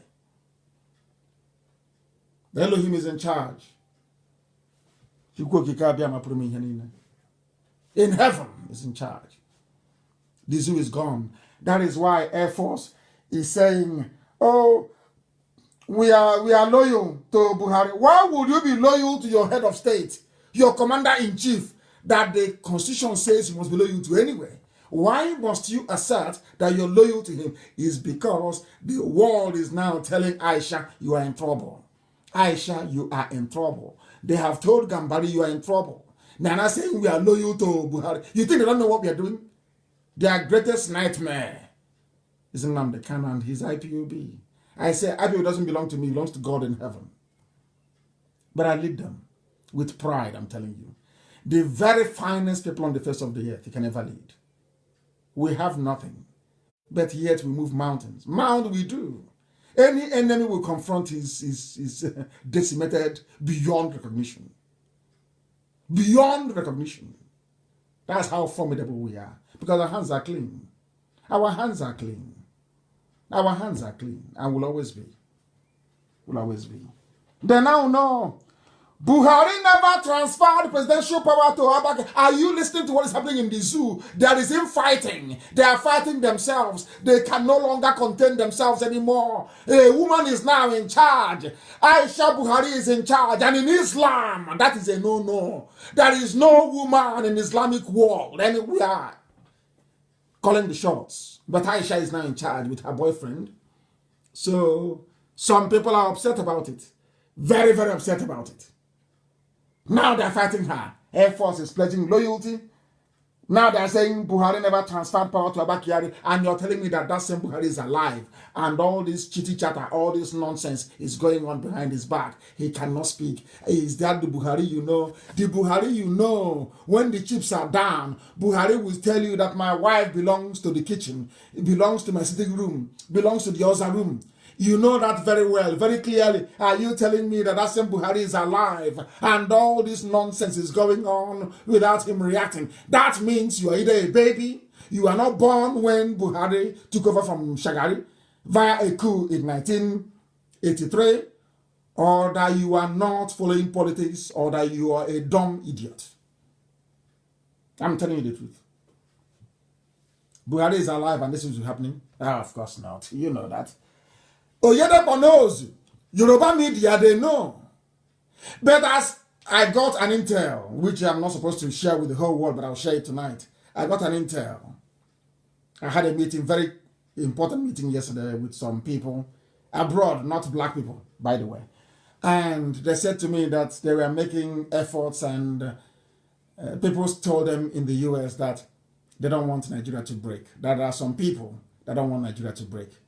And they asked them why. They said because that they have over 300 ethnic nationalities. And then it struck me. That's what they always do. Do you see? Ahoda is an ethnic nationality. Ahoda that is Igbo is ethnic nationality. Ikwe is ethnic nationality, which is Igbo. They say Ibibio is, which is of course the closest relative to the Igbo people. They don't want to tell the world that what you have are in essence 4 core blocks of people. They tell them instead you have 300. So American politicians are panicking and say, they're diplomats, not their politicians, and say, oh my goodness, if you try to break down, there will be war in 330 places. Understand the trick. There is that same blackmail.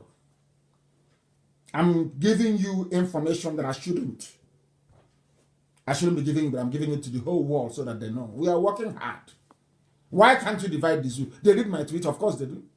Why can't you divide it now?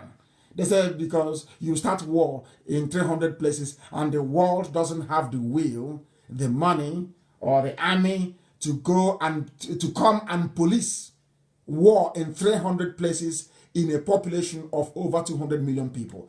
That, do you see how the zoo is doing it? They bribe the diplomats in Abuja. They give them a lot of money. They bribe BBC. They bribe every news agency in the world to trot out this line. They have very top-notch consultancy firms working for them. Top, I'm telling you. They give them a lot of money. They lobby them. They give them money to bribe. Once you talk, they bribe you. Just go to the meeting and tell them that if you try to separate Biafra from Nigeria, there will be a war in 300 places and millions will die. That's the only thing they're telling them. Let me sip water.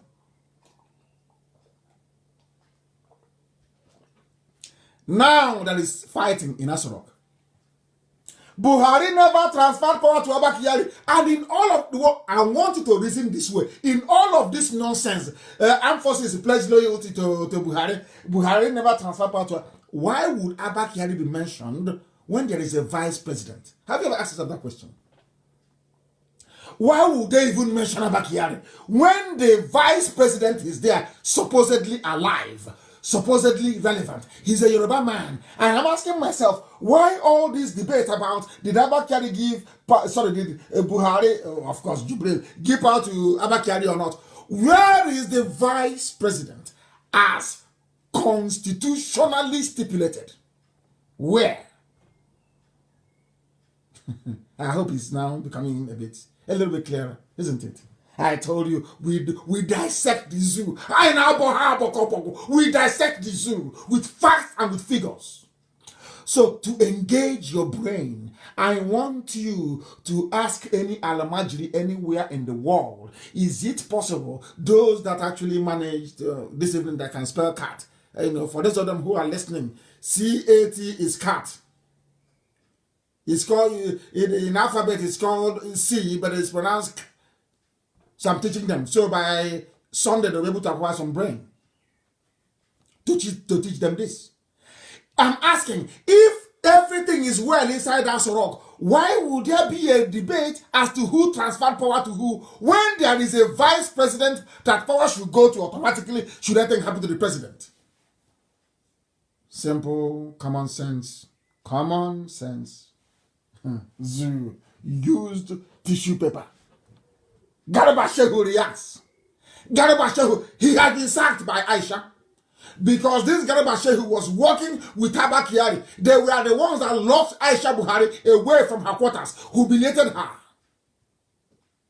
Now this is her revenge. Garabashev is now talking from the sidelines. He's no longer prominent. He's no longer appearing on their Janjaweed news channel, Channels TV. Haven't you noticed? Femi Adesina is fighting for his job, saying, I will not talk. Don't sack me, I won't talk. Do you see what we've done to them? An idiot will come tomorrow and say, what have you done? Every time you're talking, every time you're... Yeah, idiots. But God created the world with speech, word of mouth. See how stupid they are? Hey, Sabon Tike. They don't reason very well. They don't reason. Yeah. You preach to them and they call it all manner of names. But they go to their useless pastors every Sunday to hear rubbish. Let's pray for Nigeria. We are here to educate them, to silence the idiots. But they have collected money from the zoo. You can't silence them. They must speak. They must justify the money that they're receiving. They must. Transfer of power. And people are telling me that the zoo is normal. Of course it is not. Air Force pledging loyalty. Where have you seen that rubbish before? The US Air Force pledging loyalty to Trump. That is rubbish. That tells us something is wrong. There's a power tussle. That is what we are taught when we are small, as babies, when they used to tell us about folklore. Tell us stories under the moonlight. To groom you to reason critically. You know, in Biafran culture, we tell little kids stories by the moonlight about the tortoise and the chicken and all the rest of them and the fox. So to engage their thinking faculty so they can begin to reason critically. So that when something like this happens, when Air Force pledges loyalty to a president, you know something is wrong. When somebody comes out to say power was passed over to ordinary chief of staff rather than the vice president, you know something is wrong. It's called common sense. The ability to reason. I must preach. We have gone over 2 hours, but the Elohim said I should preach now, so that's how I preach it. Please. Aisha is now calling cabinet meeting. Boss Mustafa is now the vice president. Are you people listening at all? Are you following what is happening in the zoo? Aisha is calling a cabinet meeting. Can you believe that? That somebody actually went out and wrote and said, President Buhari, please call your beautiful wife to order. She's trespassing. In a democracy of 200 million people, supposedly. Or should I say, allegedly. Allegedly. And all of them are quiet. It's the 20. Oh, who is going to contest now in Igbo land? What they're going to do? They think they can distract us with their useless presidency. They think they can get us to abandon what we are doing by talking rubbish, election, PVC, all that crap. Again.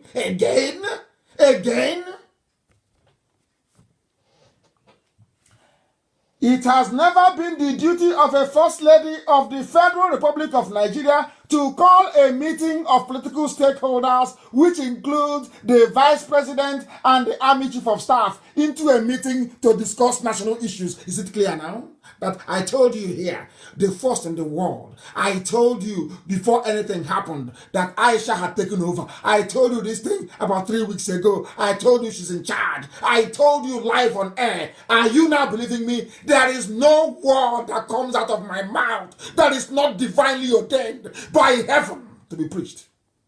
That is why everything I say is correct. You may not believe it. I told you that Aisha was in charge. Some of you poured scorn. You said that, and I'm asking those people, please clarify. Please tell me, if Aisha is not in charge, why would Aisha call a cabinet meeting in a presidential system of government? Why? How? Do you see why our enemies are afraid of us? Because we are learned. We are intelligent. Very, very intelligent, I tell you. Too intelligent, I'm telling you the truth. Do you see how we're unraveling the zoo? From what comes out of their mouth, we destroy them. Not, did I make anything up? Say, oh, what he's saying all the time, every time, he's obsessed with Buhari, and he's obsessed with I'm telling you the truth. And he's here. And somebody is writing, President Buhari should please call his beautiful wife to order for trespassing. And I'm asking, the same man that said that Aisha should not answer a first lady, the same man that said the office of the first lady doesn't exist, the same man that said Aisha belongs to Zarum. How is that possible? That now Aisha is calling a cabinet meeting when that man is alive, a former military dictator. Are you telling me that some of you have taken leave of your senses? You no longer reason? Now tell me that the zoo hasn't fallen. I want somebody to tell me where an unelected woman brought in her lover. Brought in her lover in broad daylight, in broad daylight into Asorok, a woman in Islam. This is evil in Islam, immoral. All the Muslims in the zoo, have you seen the extent of your immorality? It stinks. It stinks. Aisha is calling a cabinet meeting. And all of you are Democrats, you're intellectuals, with professors. Meanwhile, they are coming to the South to kill you. All of you are under a spell, a Janjaweed spell. I don't know if it is in the suya they give you to eat, maybe in the watermelon they were bringing you, maybe in the tomatoes or in the onions from the bed. I don't know where it comes from. You people are under a spell. Your stupidity has no equal. I have never seen 200 million people so idiotic anywhere, and there can never be anywhere else in the history of mankind. That you have 200 million people packed together in a space full of so much stupidity that it can go around the whole world a million times over. I have never seen cowards calling other people cowards. These are idiots. A woman is in charge. She was not elected. Had she been elected, fine. For me personally, I would even prefer a woman president to start with anyway, because they don't steal money. They don't steal.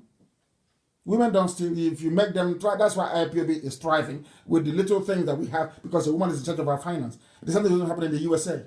We are going to hand over our finance in the USA to women, not men. Not men. Because men are not transparent sometimes.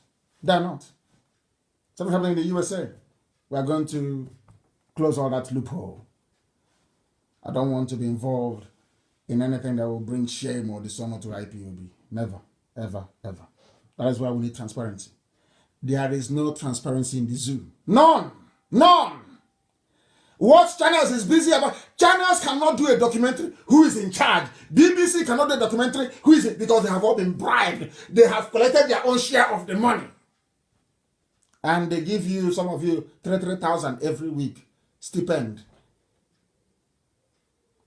to fight IPOB. World has his own. Obiano has his own group. Every governor have their own group of E-rats who will fight for them and defend them. And the E-rats, they have no job, no prospect, no hope of a job. Maybe they've promised them special advisor or special assistant in the year 2053. That's how foolish Nigerians are. A very useless set of people, I assure you. Useless. Useless.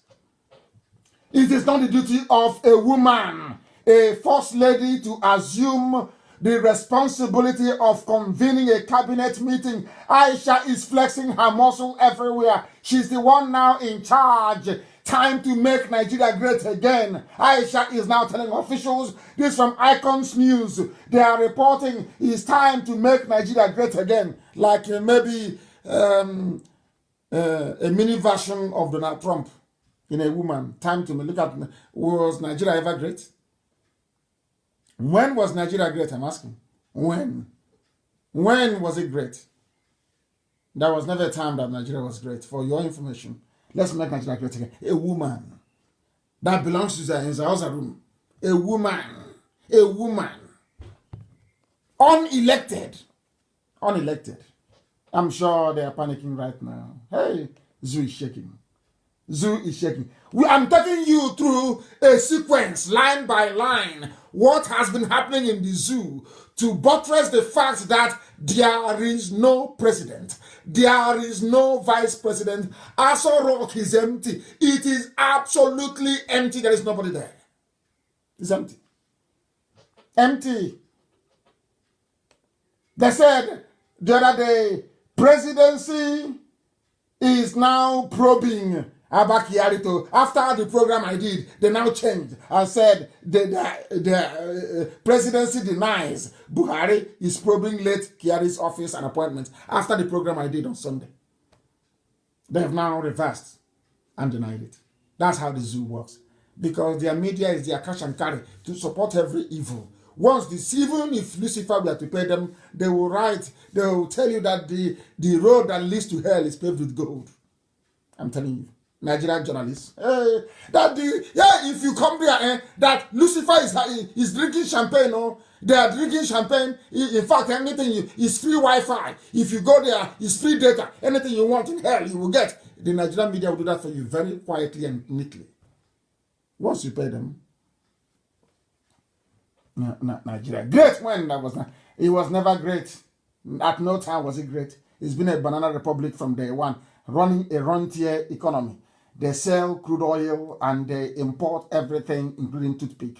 They import everything, including toothpick, into the zoo.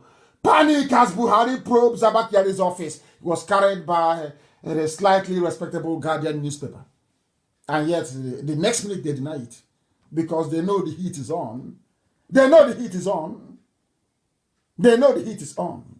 Everybody who ever works with Abba Kyari, for humiliating Aisha Buhari, they are under threat of being sacked from their position. Under threat from being sacked. Every appointment made by Abba Kyari, every appointment made by the late chief of staff, this is according to Guardian again, not IPOB publication, not Icons News, not anybody independent. No, this is not anybody who you can blame of being sympathetic to IPOB. No. Buhari cancels appointments and approvals made by late chief of staff Abba Kyari. Cancels them. Who cancelled them? Aisha Buhari. Why? Because she was not in good terms with Abba Kyari. Is it not clear to all of you that you have no president and you have no vice? And in all this nonsense, how about the appointments made by Yemi Osinbajo? And now, if you're cancelling every appointment made by Abba Kyari, how about Hope Uzodinma that he appointed? Why are you leaving him? If you're going to probe all the appointments and reverse them, why don't you reverse Hope Uzodinma in Imo State, who was appointed as a result of Abba Kyari arm twisting the judiciary to appoint him from number 4 to number 1, only in the zoo. And Ohaneze went to pay homage to him. Once there is a bit of cash, Ohaneze and they are true. They're like a Nama following grass. Anywhere there is hope of raising money, they go there and they raise some cash. These are elite, elders, intellectuals. They are party. Every monkey is an intellectual. Every fool. Once you can cram 1 or 2 lines in a constitution, you recite it long enough, you're an intellectual. You speak English, he's an intellectual. Fools. Whoever told you that stitching sentences together, makes you an intellectual? Who told you that? From where? Who told you that being able to stitch 2 sentences together, string them along beautifully, makes you an intellectual? Who told you that? That's how backward education is in the zoo. Every monkey is an intellectual. Buhari cancels appointments. You should also cancel Hope Uzodinma. He was appointed by Abba Kyari to serve the Janjaweed interest. He thought he was going to live forever. The whole battle is raging. That even Dabiri, Erewa, they are now fighting over office space. They have kicked out Dabiri Erewa. They have kicked her out of her office. Under a new regime. Because there is no Buhari, there is no Osinbajo. None! Nobody is there. Aso Rock is empty. If you're in doubt, go and ask your daddy G.O., Your daddy GO will confirm it. Because Aisha is on a revenge mission. On a revenge mission. Those that denied her. Initially, Aisha wanted to bring back the body of her husband and bury him in Daura. It was Abakari that prevailed on her not to do it, to allow them to continue to rule to 2023. They thought nobody would know. They never counted on the fact that we will expose it. Now, you see how many years it took us to put them on the back foot? How many years? I announced it in 2017, 2018, 2020. How many years? 17, 18, 19, 3 years. 3 years. If we had given up, by now they would have gotten away with this horrible, horrible crime of the century. But they can't go free. Aisha Buhari knows. She can't. They all know this now. Even the diplomats in Abuja covering them, they know they can't escape it. They can never escape this. Nobody can. It's like pregnancy. It will give birth. Very soon, let COVID-19 finish. Let me see where he will go, anywhere in the world, to attend. Oh my God. What will do to them? Let them come and attend now. Let's see. What we did to, people are saying, do you see what we did to Jubril in Japan? You know what we did to Jubril in Japan? We chased him away. He couldn't attend any of the conferences, any of the meetings. Worse is going to come. Let COVID-19 finish. Let me see where he will attend the meeting. And then we'll give them the embarrassment of their life. That thing they had in the world, we'll see it by force. If they had any brain, if Aisha had any brain, what should have done is to call a few people to say, please, I give you Sovereign National Conference. Anything you decide is what we're going to do. That is the simplest way of diffusing everything. But they are power drunk. They're enjoying money. Their kids are driving Rolls Royce on the streets of Abuja. They're having fun. Whereas those that say they are Niger Delta, they are drinking the same water that they are going to toilets in, they're urinating in. And I want Nigeria. Are you following me? Are you hearing me? I said their children in Abuja driving flashy cars worth billions of naira. Billions, I said. And you are in Niger Delta doing our oil, doing one Nigeria. The same creek that you go to toilet in, that you urinate in, you go there, you fetch water to cook, you fetch water to drink. And you're one Nigeria. And Igbo man is your problem. Do you see how daft you? Do you see how roundly stupid you are? How roundly foolish you are? Daft people everywhere. Daft everywhere. Igbo man is your problem. It's our oil. Have you seen it? Have you seen the cars that are driving? I think Ekpa was showing you. Have you seen the cars that are the flashy, beautiful cars? The beautiful, wonderful cars that are driving in the north? How about you? You ate poisoned fish in Bonny? Our people are dying. They are dying in Bonny. They are dying. They ate poisoned fish from the water. The same water they polluted, they contaminated with the help of their friends, telling you about one Nigeria. You are now dying in large numbers. Whereas those that told you an Igbo man is your own flesh and blood is your problem, they are driving flashy cars in the north, flying to Bayelsa with private jets. El Rufai and the son tweeting. Hey, Zoo, I don't know. I say in my next life and life, I don't think that God has assembled such number of stupid people before in the history of creation as we have in Nigeria. I am not sure that anywhere in recorded history that you have such large number of idiots in one place. Never before. Nigeria is just the only one I can think of. My goodness. She doesn't have the power to give us referendum. How can she give us referendum? They want to be drinking oil. You've not heard them before talk about their oil. I'll play a clip for you later on. You'll hear what they say about the oil. There's some idiots who they prefer to be pipeline security guard, the people from Jigawa, than to work with their own flesh and blood to be free. That's why I told them they're agents of the zoo. But some of you are unreasonable. Because they come and say, we are fighting for our freedom. You think they are real? They are not real. They can never be. They are not real. These are agents of the zoo. They are working for the Janjaweed. They are agents of the zoo. You don't know that? They are playing with your brain. They know you know nothing. You see them, they'll be talking. You think that they are not normal. They are agents of the zoo. Once after doing this program now, they will go and take permission and say, oh, allow me to respond now. Please, allow me to respond to him. Allow me to respond to him. That's what they will say. Allow me to respond to him. News is coming in everywhere. Hey, there's even one. Brad sent it to me December 5th, 2018. Hey, Buhari's double. A postscript. Buhari's double. They know, Yoruba media, they know that Asorok is empty. Yoruba media, they know. After Obasanjo knows. Atiku knows that Buhari is dead. That is how evil they are. That is how satanic they are. All they are interested is oil. Hey, if we allow them, if we expose this secret to Nigeria, will break up and our oil will go. All those, they are emergency millionaires. They'll become paupers overnight. Overnight. I think it is ridiculous for somebody to say that Buhari is dead. Can it be such nonsense? Somebody is in the zoo. I think it is ridiculous. Can you believe how idiotic some people can be? And I keep asking them, you all have forgotten the hole in the neck. Do you think I'll forget? No, of course not. I'll tweet it tomorrow again. You think I'll forget? No. How about the hole?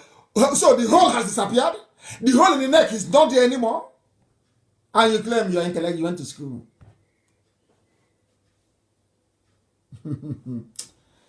Dear me. Zoo is panicking. Zoo is gone. They are gone. They are gone. Chief of Staff, this is Sun newspaper. Screaming headline. Chief of Staff, Secretary to the government on warpath. Labour vows shut down if he returns. Have you not read it?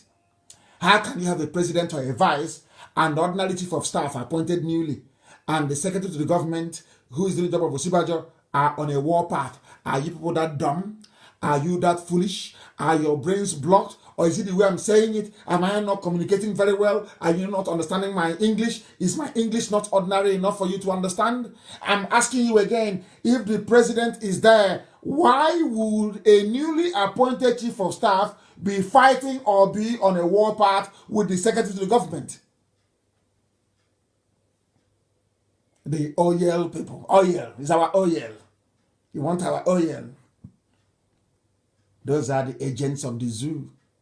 Anybody who comes to you and says Niger Delta this, Niger Delta that is an agent of the zoo. Is an agent of the zoo and cannot accomplish anything. They know it's impossible. They know that Biafra is possible. Niger Delta rubbish is impossible. Impossible.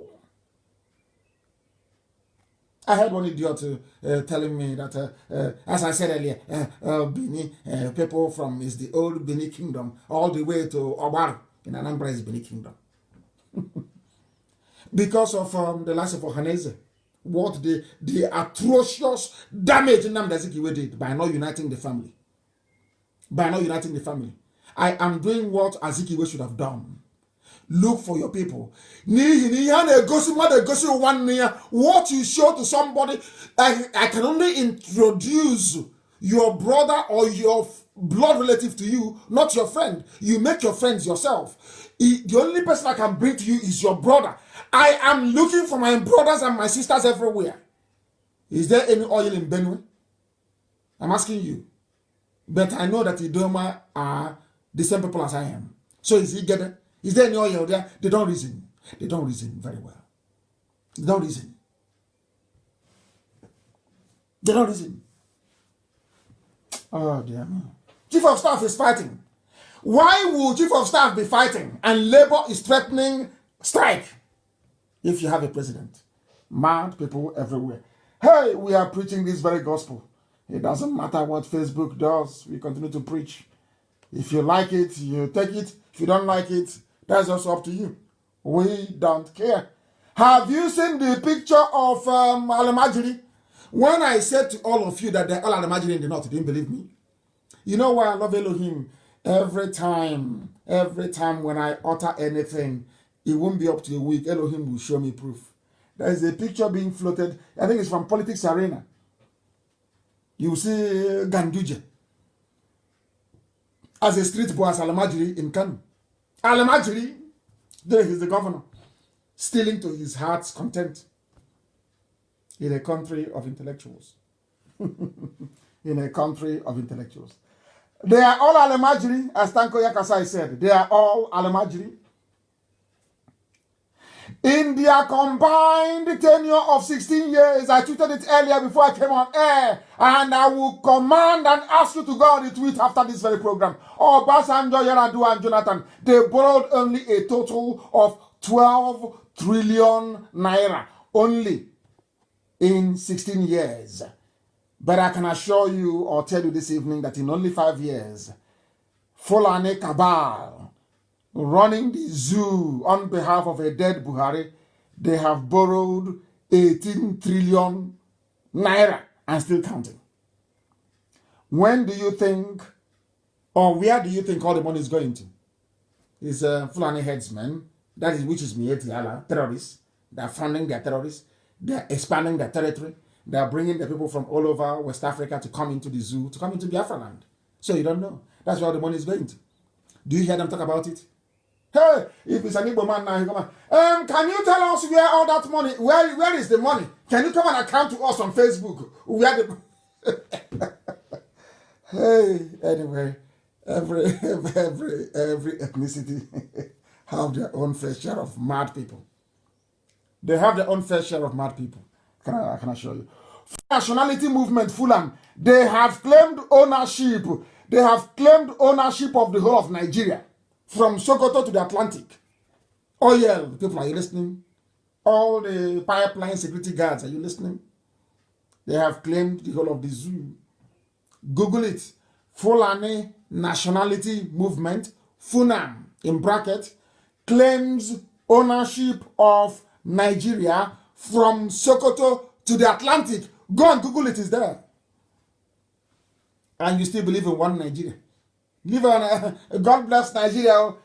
So when a Yoruba pastor is telling you to pray for one Nigeria, you can see that he's working for Fulani people. Can't you see it here? Are they telling me they don't know about this news? Of course they know. But they know what they're doing. They know what they're doing. They played this very video before about them having fun on the streets of Abuja. Let me see. I want oil people to enjoy the sound of the cars, at least. You know, as you're going now to the stream to fetch water from the same place where you go to toilet and urinate, I want you to listen to the sound of cars of Fulani, Janjaweed, Alamajiri, the type of cars they are driving, having fun in Abuja, as you're eating a dead rotten fish that will kill you. Yet, woman is your problem, Abi. Let's hear them. Hear them. G700. G700. Ferrari. Lamborghini. Mashallah. Hey. Look at them in Abuja. Their father is rich on oil from Biafraland. Are you hearing the sound of the engine? Are you hearing it? Look at the cars. They are racing. Over the street. Hey. Look at them. Lamborghini. Look at them where they park the cars. Every range of car that you think of. This is as you are struggling, this is as you are struggling to find water to drink in the creeks. As you're struggling to feed. As our children are going to school, they are falling into the creeks and they are drowning. They have no food to eat. There are no houses to sleep in.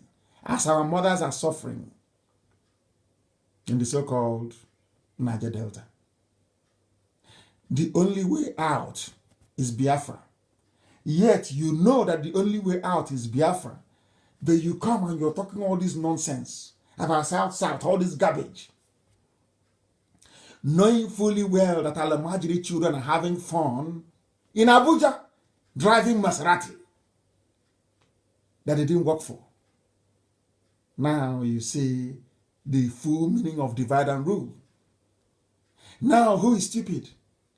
All of you that didn't support Biafra, do you see how stupid you are? Is it now very clear to you? The cars are in the north. Tomorrow morning, 5 a.m., our mothers will rise up to go and look for fish to catch, to smoke, to sell. Those who didn't go to school are in Abuja driving fast cars. And you tell me you believe in one Nigeria. Mad people everywhere. Mad people everywhere. And who gave them the authority? The people that gave them the audacity to be doing this are those of you telling me you are not interested in Biafra. Are those of you telling me about South? Those of you telling me that Igwe people come from Bini? All you idiots. You are the ones causing this problem. Let me drive. I want to ram it home. I want to drive it home. I want to drive your stupidity home. I want you to understand how foolish you are. I'm going to play this clip for you so you listen. So you hear it. So tomorrow morning, as you're opening your stupid blabber mouth to be talking rubbish, Niger Delta, let shame catch you. That's why I'm going to play this for you. I'll play it. Listen. Miles or nautical miles or more into the ocean is because of that 72% of the landmass of this country, which is the North. The North owns everywhere. So what they claim is the offshore oil is actually the oil of the North.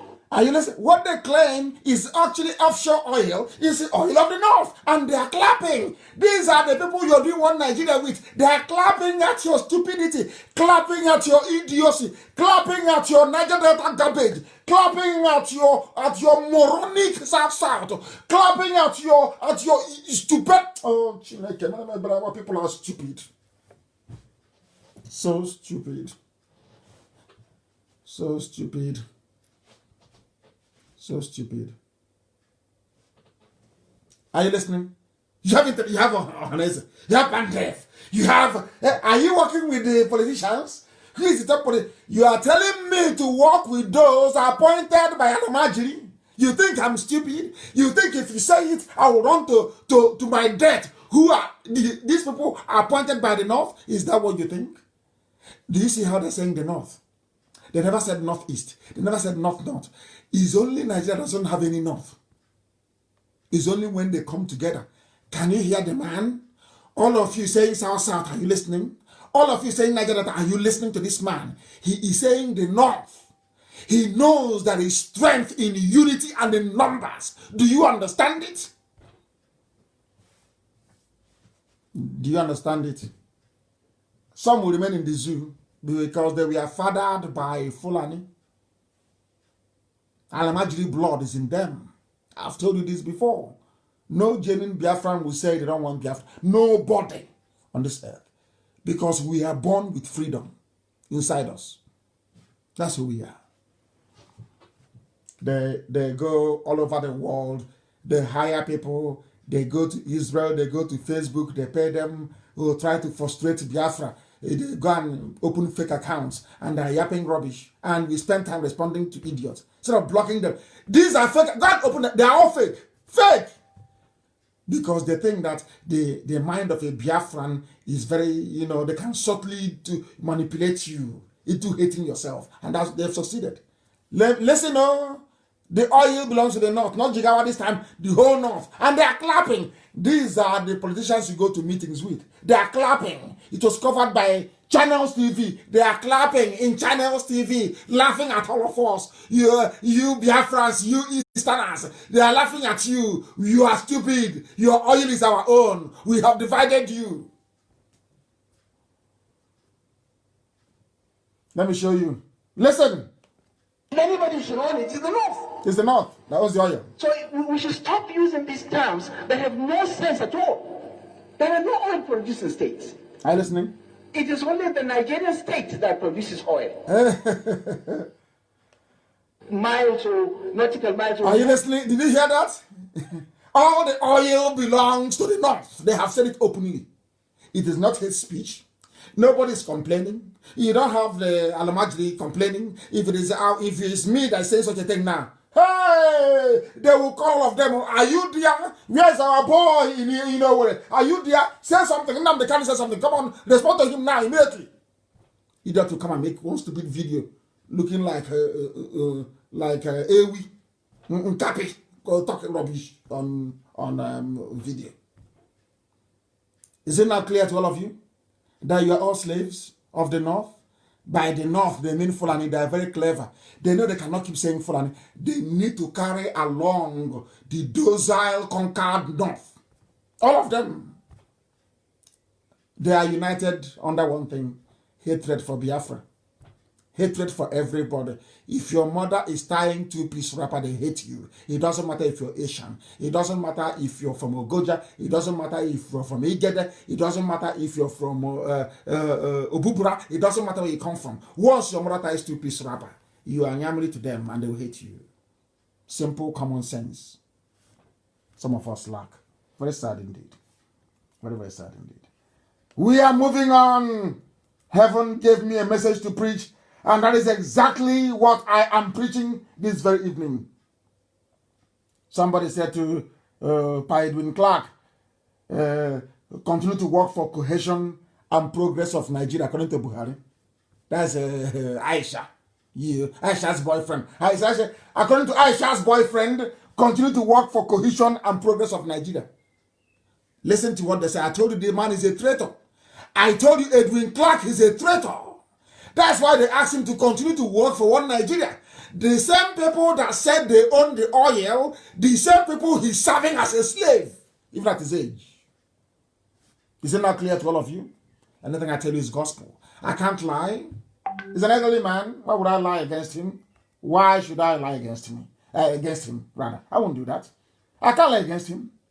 They are now asking, once you die, and Asorok congratulates you, you know you're a traitor. The same thing with the Igbo of Obunike.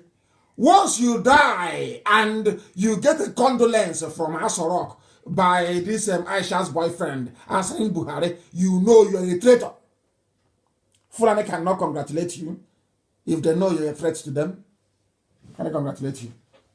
They can't. You don't know that? Keep on being a saboteur.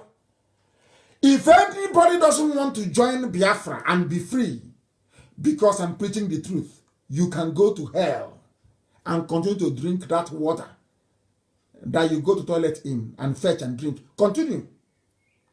Continue. Because you're afraid of the truth. Because you're afraid of the truth. Unbelievable. El Rufai's son targets Igbos and IPOB in a tweet. He was in a private jet, actually in a private jet, bought with oil money from Biafraland, tweeting against IPOB. And targeting Igbos is in the news. Go and Google it. El Rufai's son targets Igbos, IPOB in reactive tweets. That tells you it's only IPOB they're afraid of. Who are you making mouth or blabbing your dirty mouth when the only people they're afraid of is IPOB? Have you asked yourselves why? Drop your petty jealousy, your village envy. The only formidable force they know is IPOB, not you. Not you. The only people is IPOB. We are exceptionally formidable. Exceptional. Let me see if I can read what the little Al-Majri is saying. Look at the father is the midget. They went to go and see their fellow sellout. Governor Nasser El-Rufai's son, Bello El-Rufai, has shared a cryptic post on social media that seems to disparage people from the southeast and south-south. Oh. So they didn't even leave out the slaves from the south-south. He included them. The governor's son shared some tweets. Bello took a swipe at the proscribed indigenous people of Biafra, a secessionist group that agitates for the freedom of Biafrans from Nigeria through referendum. IPOB, which has supporters, now they are talking. Let me read you what this international media is writing. IPOB, which has supporters from the Igbo, Anan, Ebanke, Egala, Idoma, and other ethnic groups, believes people from the southern region are being marginalized by the northern. There is no elite in the north. What you have is Alamajiri with stolen money. There's not like elite in the north. There is nothing like elite in the north. What you have is Alamajiri with looted funds. If that is what you call an elite, then so be it. It's only IPOB there. They're not afraid of you. Those of you carrying office flat file in those days with one newspaper cuttings of what Zeke said, they're not afraid of you. They're only afraid of IPOB. IPOB are the only people confronting them. No other people has the balls nor the guts to do so. It is only IPOB, formidable and exceptional, incorruptible. Incorruptible. Is no longer PDP paid him, APC paid him. Have you forgotten when I was saying it? Now I'm hammering APC now. Jubril, and not Jubril is dead, of course. Aisha and her boyfriend, they're no longer talking. But some of you listened to the gossip when it came. Oh, he must have taken money from PDP. Some of you idiotically took money to bought the garbage the gossipers were saying, didn't you? They never confronted me. I was going behind my back to yap rubbish. And I'll come on air and I'll say it. I disgrace all of you. Every idiot. Let us listen to those who have something more important to say. We are live and direct. They said they are going to, you know what they have done? Because we are making progress across Biafraland, they have decided to fix election on the 30th of May. It doesn't matter. It's our fault. There is no relay station across Cross River. We are working very hard. Very soon, our radio, you know, our Radio Biafra cures every illness. That's why I love Radio Biafra. Once we are there, we broadcast for only 1 month. The ethics who are there, who are descended from Ibibios, they will then know their history. The way those in Bayelsa now know their history, know who their brothers are, know who their cousins are, know who their sisters are. That they don't come from the Sahel, from the desert in the north. They have fixed election on the 30th of May to try to stop us. That's what they're doing. See Alamajiri, election 30th of May. They have forgotten that it was Gowon that created Cross River State, and he called it Southeastern Nigeria. How many names are you going to answer? They called it Southeastern Nigeria, Cross River State. Now they have moved that southeast into the... Hey, zoo. There are some people writing garbage, nonsense about Igbo land being landlocked. I want to educate some people, including the oil people of Nigeria, oil. Those who are talking rubbish. I want to play something for you to listen, please.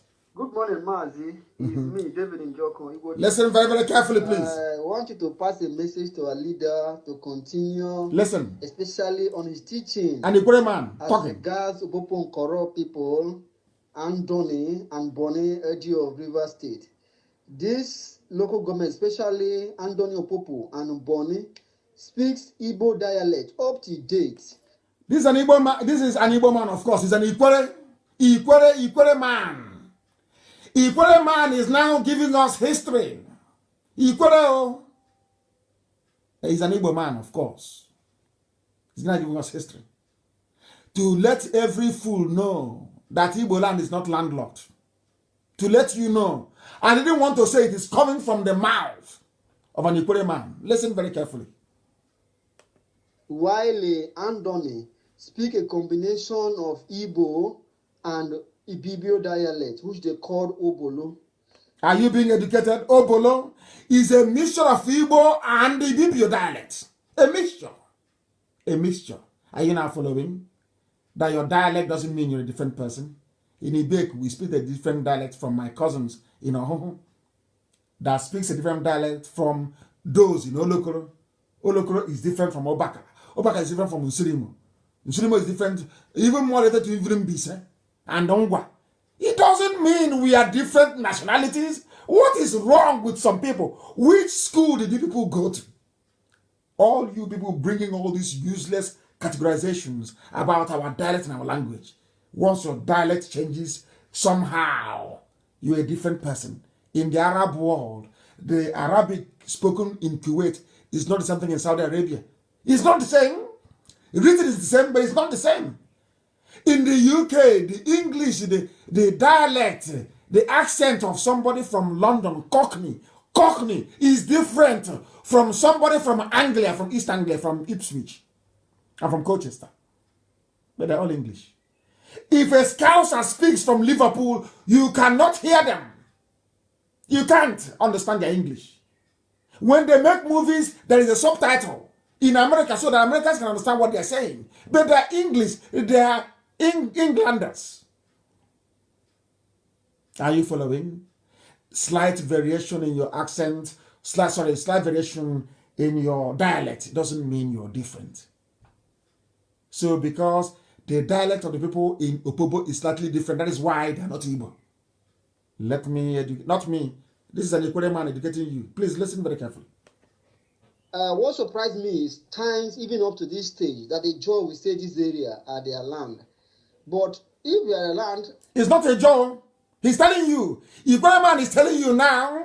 Equatorial man is now telling us, teaching us geography.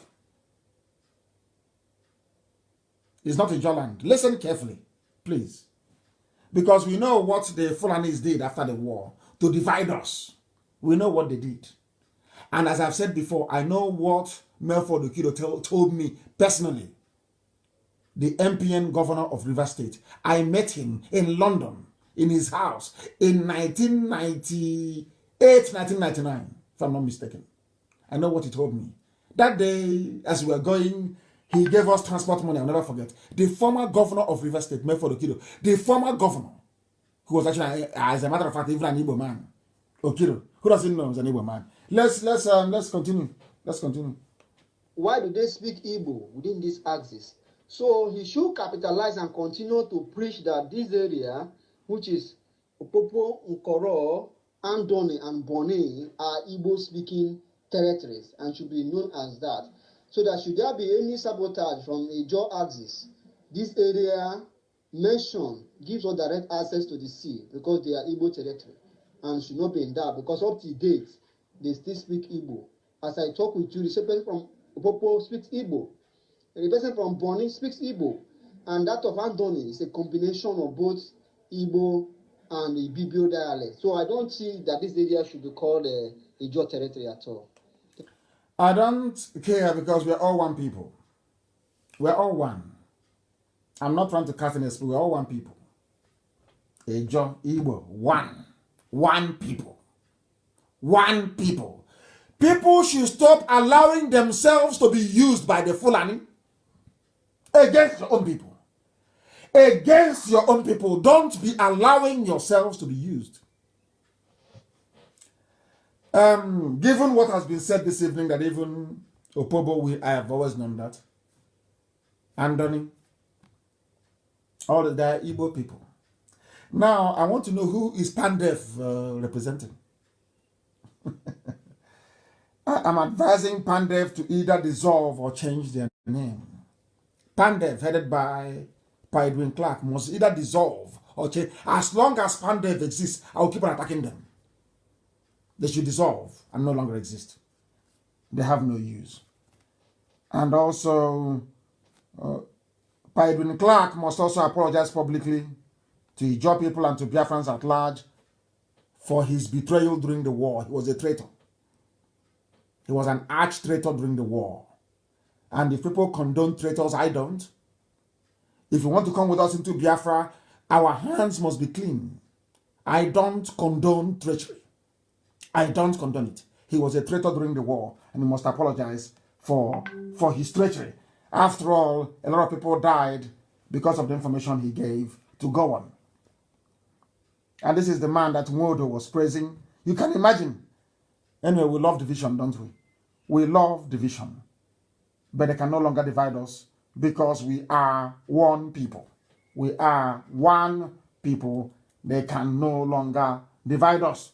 Pandev must dissolve or change its name. Opobo is Igbo land. Boni is Igbo land. So all of you idiots and fulefus writing from Lagos with your Yoruba friends, you go to Eko, you drink, you write rubbish. Igbo land is landlocked. And you claim you're an intellectual. You say you are an intellectual. You claim you went to school. So you went to school, you've not been to Boni before. You've not been to Opobo before to know what they speak.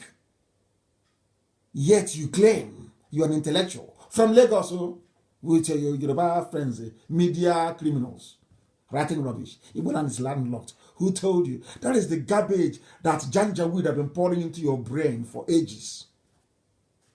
And now you believe it. And now every idiot believes it and is mouthing the same rubbish every day. No, we are not landlocked. That I can assure you. Special announcement this evening regarding how we are going to fight the Fulani and run away from our land and the contributions that we're going to make individually and collectively. I am making it very clear that we must all be on Twitter, on Facebook, and Instagram.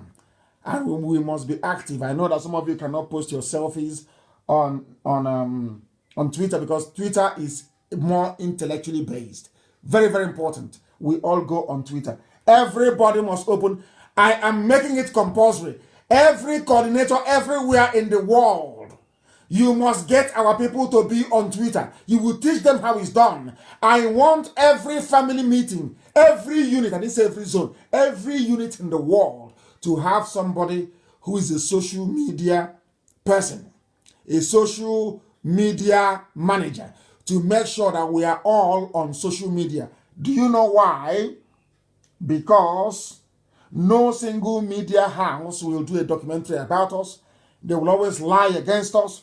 Fulani terror headsmen are in our land. BBC will not cover it. We are the ones going to tell the world. When President Trump receives 10,000 tweets, he will be forced to think very long and hard about that very issue. We must all go on Twitter. I am asking all our coordinators all over the world, Mazi, our head of DOS, the Directorate of State, I am making it mandatory that every unit around the world will have a social media manager that will place all of us on Facebook, place us on Twitter, place us also on Instagram.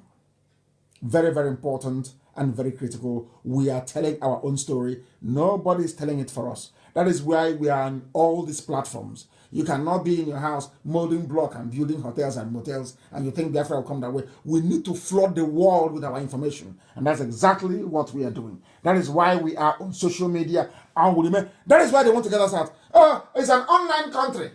They want to ridicule you. That's their game. That's the game. I know them very well. They want to make you feel ashamed so you no longer come online. They will therefore dominate you and spread every manner of falsehood against IPOB and Biafra, and we cannot let them.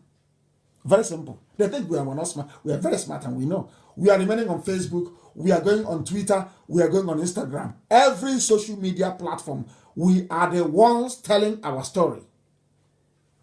Pandef, what is Pandef? It has no meaning. If they feel it has a meaning, give me an indigenous name that binds all of you together if it's not Biafra. No, it's called Morocco. Give me an indigenous name. You claim you are Pan Niger Delta Forum. Remove Niger Delta is not an Ijaw word or Ijaw nomenclature. Give me a word that binds somebody from Bini with somebody from Ogoja. Name it and give me one word. I know in the west is Yoruba or Dudua. I know in the north it is Hausa Fulani. Give me one word that binds the so-called South together. Name one local word that binds. It is not Biafra. Now you understand, don't you? Now you understand how we collapse the zoo. Reason and intelligence. That's all.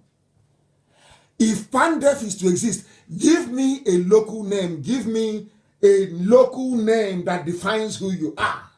Because there is none. There is no name that binds a Yoruba person that descended from Oromian in Bini, the ruling lineage now in Bini. Or Igodo. There is nobody that comes from that particular lineage of the current Oba in Bini. How are you related to somebody from Ogoja? I'm asking a simple question. How? But you're all in Niger Delta, Pandev. You're all in the South. How I remove the English word, the nonsense, Niger Delta. Remove it. Give me one name that binds you together, historically, or as a people. Tell me now. I'm waiting. I'm looking here, and I'm checking to see if I'll get a text. Because there is none. So that's why Pandev is rubbish. It is wrong. Any day they hold a meeting, I will attack them. I will schedule an emergency broadcast and I will attack them. Give me a local name where you come from. Give me that binds all of you together. There is a name that binds the 7 states together. It's called Ohaneze and Igbo. Give me the name that binds South together. Give me a name now. I'm waiting. Not making mouth, talking rubbish on Facebook. Give me a name that binds you together. There is none. So it's fake. Go and look for the meaning of it. I won't tell you. Izukaman and Neji. Go and find it. Go and find the meaning of it. Go and find it. Nothing binds you together. That is why you have a concocted name, a made-up name, Pandef, that has no meaning. Is it English? Is it a John name? Is it a Benin name? Is it Urobo? Where is it from? What's the meaning of Pandef in Ibibio? What's the meaning of Pandef in Ejaram? It has no meaning. So dissolve that rubbish and answer your name. In the north, the answer Arewa. That's what the answer. Arewa in the north. In the west, the answer Duduwa. And we are Biafra. So the more you try to divide us, the more foolish you become. Have you seen it? I'm now asking you to give me a name, either in Ijaw language, any local name that is African, that binds the whole of South together. Give it to me and I will stop what I'm doing. Give it to me now, I will stop. Because there is none. Is there? There is none. Absolutely none. Let's continue. We must all go on social media. It does them take note and inform our people all over the world. Very, very important. Very, very important. I was invited to VOA. I told you this before. When I was in the USA lobbying US senators. And I'm very glad to see that it's beginning to yield fruit. Most of the senators are now writing. I posted it on my page. They are now lobbying Trump to make sure that the killing of Christians and marriages in the north and also in Biafraland, it comes to an end. Very, very important that we do this. We must all go on Twitter. Very, very important. We must all be there. It is about journalism without boundaries. We have a very credible army of e-warriors and I salute them. Our e-warriors, I salute all of you. One after you're doing a very good job. Nobody gives you money. Everything you do is on your own. You stay awake all through the night because you're fighting for your freedom. And when the time comes, you will tell your children this, that I stayed awake all night, fighting. People don't know the meaning of media. That was how they told us, oh, don't mind media now. Oh, go and trade. Go and work as Wafia. And Yoruba took the media and finished us off. Now, the media we have found, which is new, which is social media, they want to drive us away by ridiculing what we are doing. It's an online country. You have an online president. Tell them yes. But we stay there. They are very smart. That was how they drove us away from mainstream media. Minaj was in Obosi. No Igbo man supported Minaj. No Igbo man brought out money. It died. That was when I knew our people is something else. Now they want to drive us away from social media that we dominate and control. The answer is no. So we must tell our story. That's why we are there. They think they're smart. If you say it's an online country, then we are out of shame, we abandon it. Alamajiri. Yeah. Oh. We must continue on social media. We must continue because we are dominating. And I must also state very categorically, I love the freedom that Adaka Boro fought for. Because Igbo politicians then were very stupid and hopeless. I don't blame anybody for fighting for Niger Delta then, or fighting for whatever thing they were fighting for. I don't blame them. You can even see how the Igbo politicians are treating us, fighting for their freedom. And I can imagine what Adakaboro must have gone through at the hands of these people to compel him to declare a Niger Delta Republic. And instead of calling him to ask him what is your problem, Ironsi locked him up. That was wrong. I don't support it. I don't. And I support the agitation for Niger Delta. That was then. But with what we know now, that they brought in this Niger Delta to divide us, please, we should not allow them to succeed. That doesn't mean I'm looking down on Niger Delta agitation. Everybody has the right to agitate, to be free, and that's what we are doing. But we must do it as one people, together as one. After that, it's going to be a confederation. You'll be on your own. Everybody will be on their own. The only thing that will hold us together is to stop the Fulanis from coming. So we'll have a common defense policy and common foreign policy. That's all. I don't want to be misunderstood. I don't want it to seem, because I know the criminals are now lying and saying, oh, he's against our agitation. No, I'm not against the freedom of our people. I'm not. Heaven knows I'm not and can never be. And I respect those that have fought and died under the name of Niger Delta. But I'm saying that they were misled in the name that they answered. Not the fight itself, is the banner, the flag that they raised up that I have issues with. Not the fight itself. I wish people can understand why I have made this clarification. We're in a media war, of course. Them and Elag is saying, because it's a media war. It's a media war. Forget BBC. BBC won't do anything. BBC is working for the enemy. And they will always do so. I'm making it very clear, please. Our people are very, very terrible when it comes to public contribution. You will see some people will now go and be issuing account numbers online, claiming they're working for IPOB. We have not sent anybody or asked anybody to put talk to you about funding and about support, not funding, even support for IPOB activities and the work that we're doing. And that is Rabbi, as I mentioned before. That is Mrs. Okafor in Philadelphia in USA. That is Madam Oyibo. Madam Oyibo, that woman that gave us money. In fact, I announced everything. Madam Oyibo in USA today gave IPOB $100,000 today. I'm saying it openly. She gave us $100,000 today. One woman. She was the woman that gave us money before. And the money, I asked for people to contribute $1. She ended up giving us $17,000 today. Despite all this, she's one of those that actually fund my office. That doesn't mean I'm rich. I don't have any money, please. For goodness sake. She's one of those that fund my office. Today, she gave us $100,000 cash and paid it into an account in the USA. One woman, not an Igbo man. One Igbo woman only. You see why I call Biafra motherland? Do you see the reason why?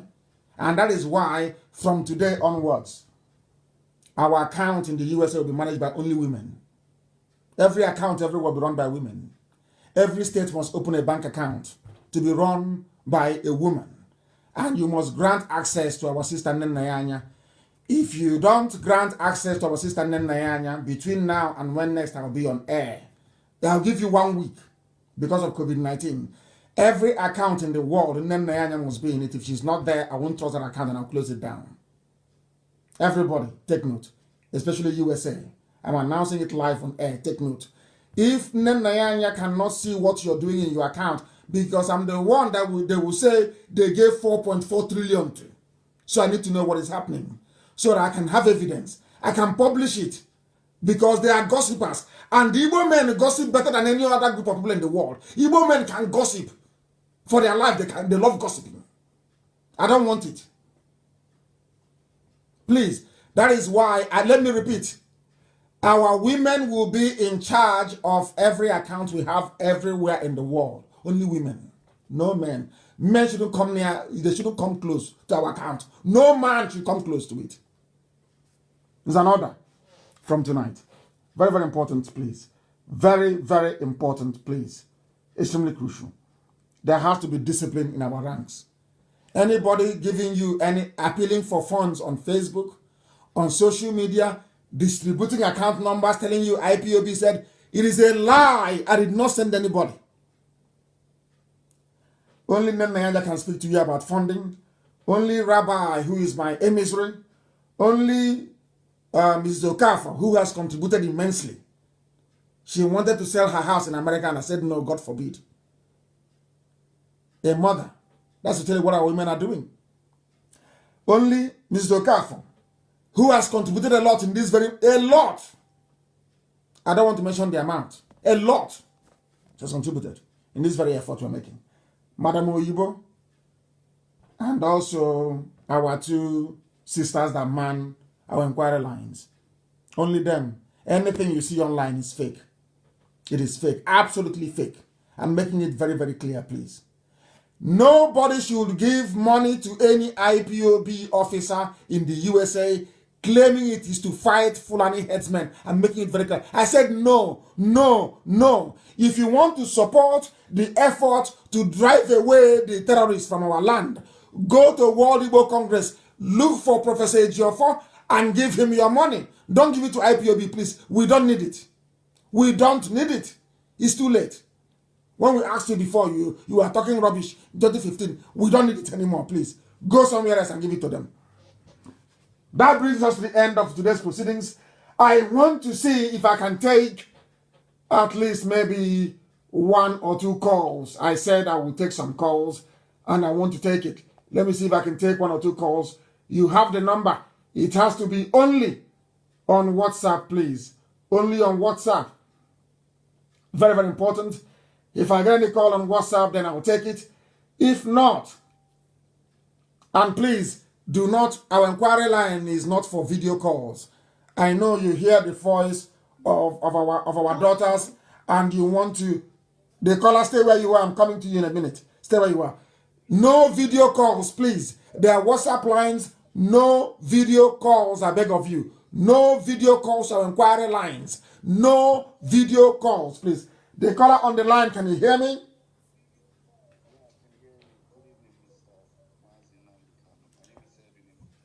I don't know why this is so low. Just please do bear with me for a second. The voice is very, very low. I don't know what is happening. I don't know what is happening. Let me see if I can get you on the other side. Just bear with me for a second. We are live and we are direct. I am attempting to take 1 or 2 calls, please. I'm attempting to take 1 or 2 calls, if you may. The caller on the phone, I am trying to connect this. This is absolutely terrible. Let me see what we can do. I want to see what we can do. Please do bear with me. Do bear with me. I want to see what we can do. I want to. It's not connecting for some bizarre reason. It is not connecting. It is not connecting. Please do try and call us back. Yes, it's now. Let me see.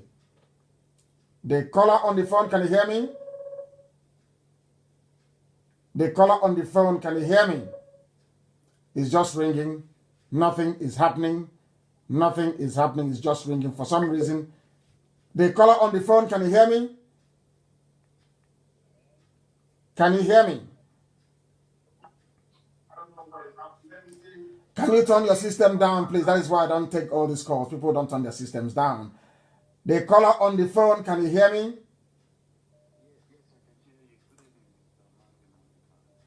Good evening to you. What is your name and where are you calling from? Yeah, my name is Edwin Emokinyo. I'm Robo from Delta State. I'm calling from Ireland. I just want to thank you for your show. I've been following you for over a few months now. And you are Robo. Are you a Biafran or are you a Niger Deltan? Which one are you? Are you Niger Delta or you're Biafran? I want to know. No, I'm a Biafran. That's for sure. Okay, a Biafran. Very good. Please go ahead. Yeah, I just want to say I want to thank you for what you're doing. I want to thank you for the immense work you're putting in on IPOB. I'm also a follower of IPOB in Ireland, and I just want to reach out to you and say I've been following you for a few months now, and I truly acknowledge the hard work you're putting into. I just want to pray for you. I pray that God will bring this Biafra restoration to fruition in Jesus' name. Thank you very much, and keep up the good work. Thank you very much. Thank you very, very much. He gave us his name, and he is from Urobo. He's one of us. He is not a Niger Deltan. Only a fool can be a Niger Deltan. He's from Urobo. That is where he comes from, and he is a Biafran. That is the name that unites us. If you're in doubt, give me a local name for Pandef. It doesn't exist. There is no local name for Pandef. The line is jammed. Too many calls, and the line is frozen. Way too many calls. I will be live again on Saturday evening on the day of our remembrance. And that very day, I will not preach very much. We will just pray for the soul of our dear departed and then I will try and fix the system and take as many calls as possible. Our lines have crashed, I'm telling you the truth. The phone has crashed, way too many calls. The phone has crashed and there is nothing we can do about it. I don't know what is happening. I have no idea. Oh my goodness, the calls are too... Hey, unbelievable. We have now brought our proceedings to a close this very evening. I thank all of you for listening. And as always, without hesitation and proudly proclaimed, Biafra is our religion. Here on Radio Biafra is where we worship, because Elohim Chukwokika Biama is our God. I thank you very much for listening. From me, from here, it is good evening.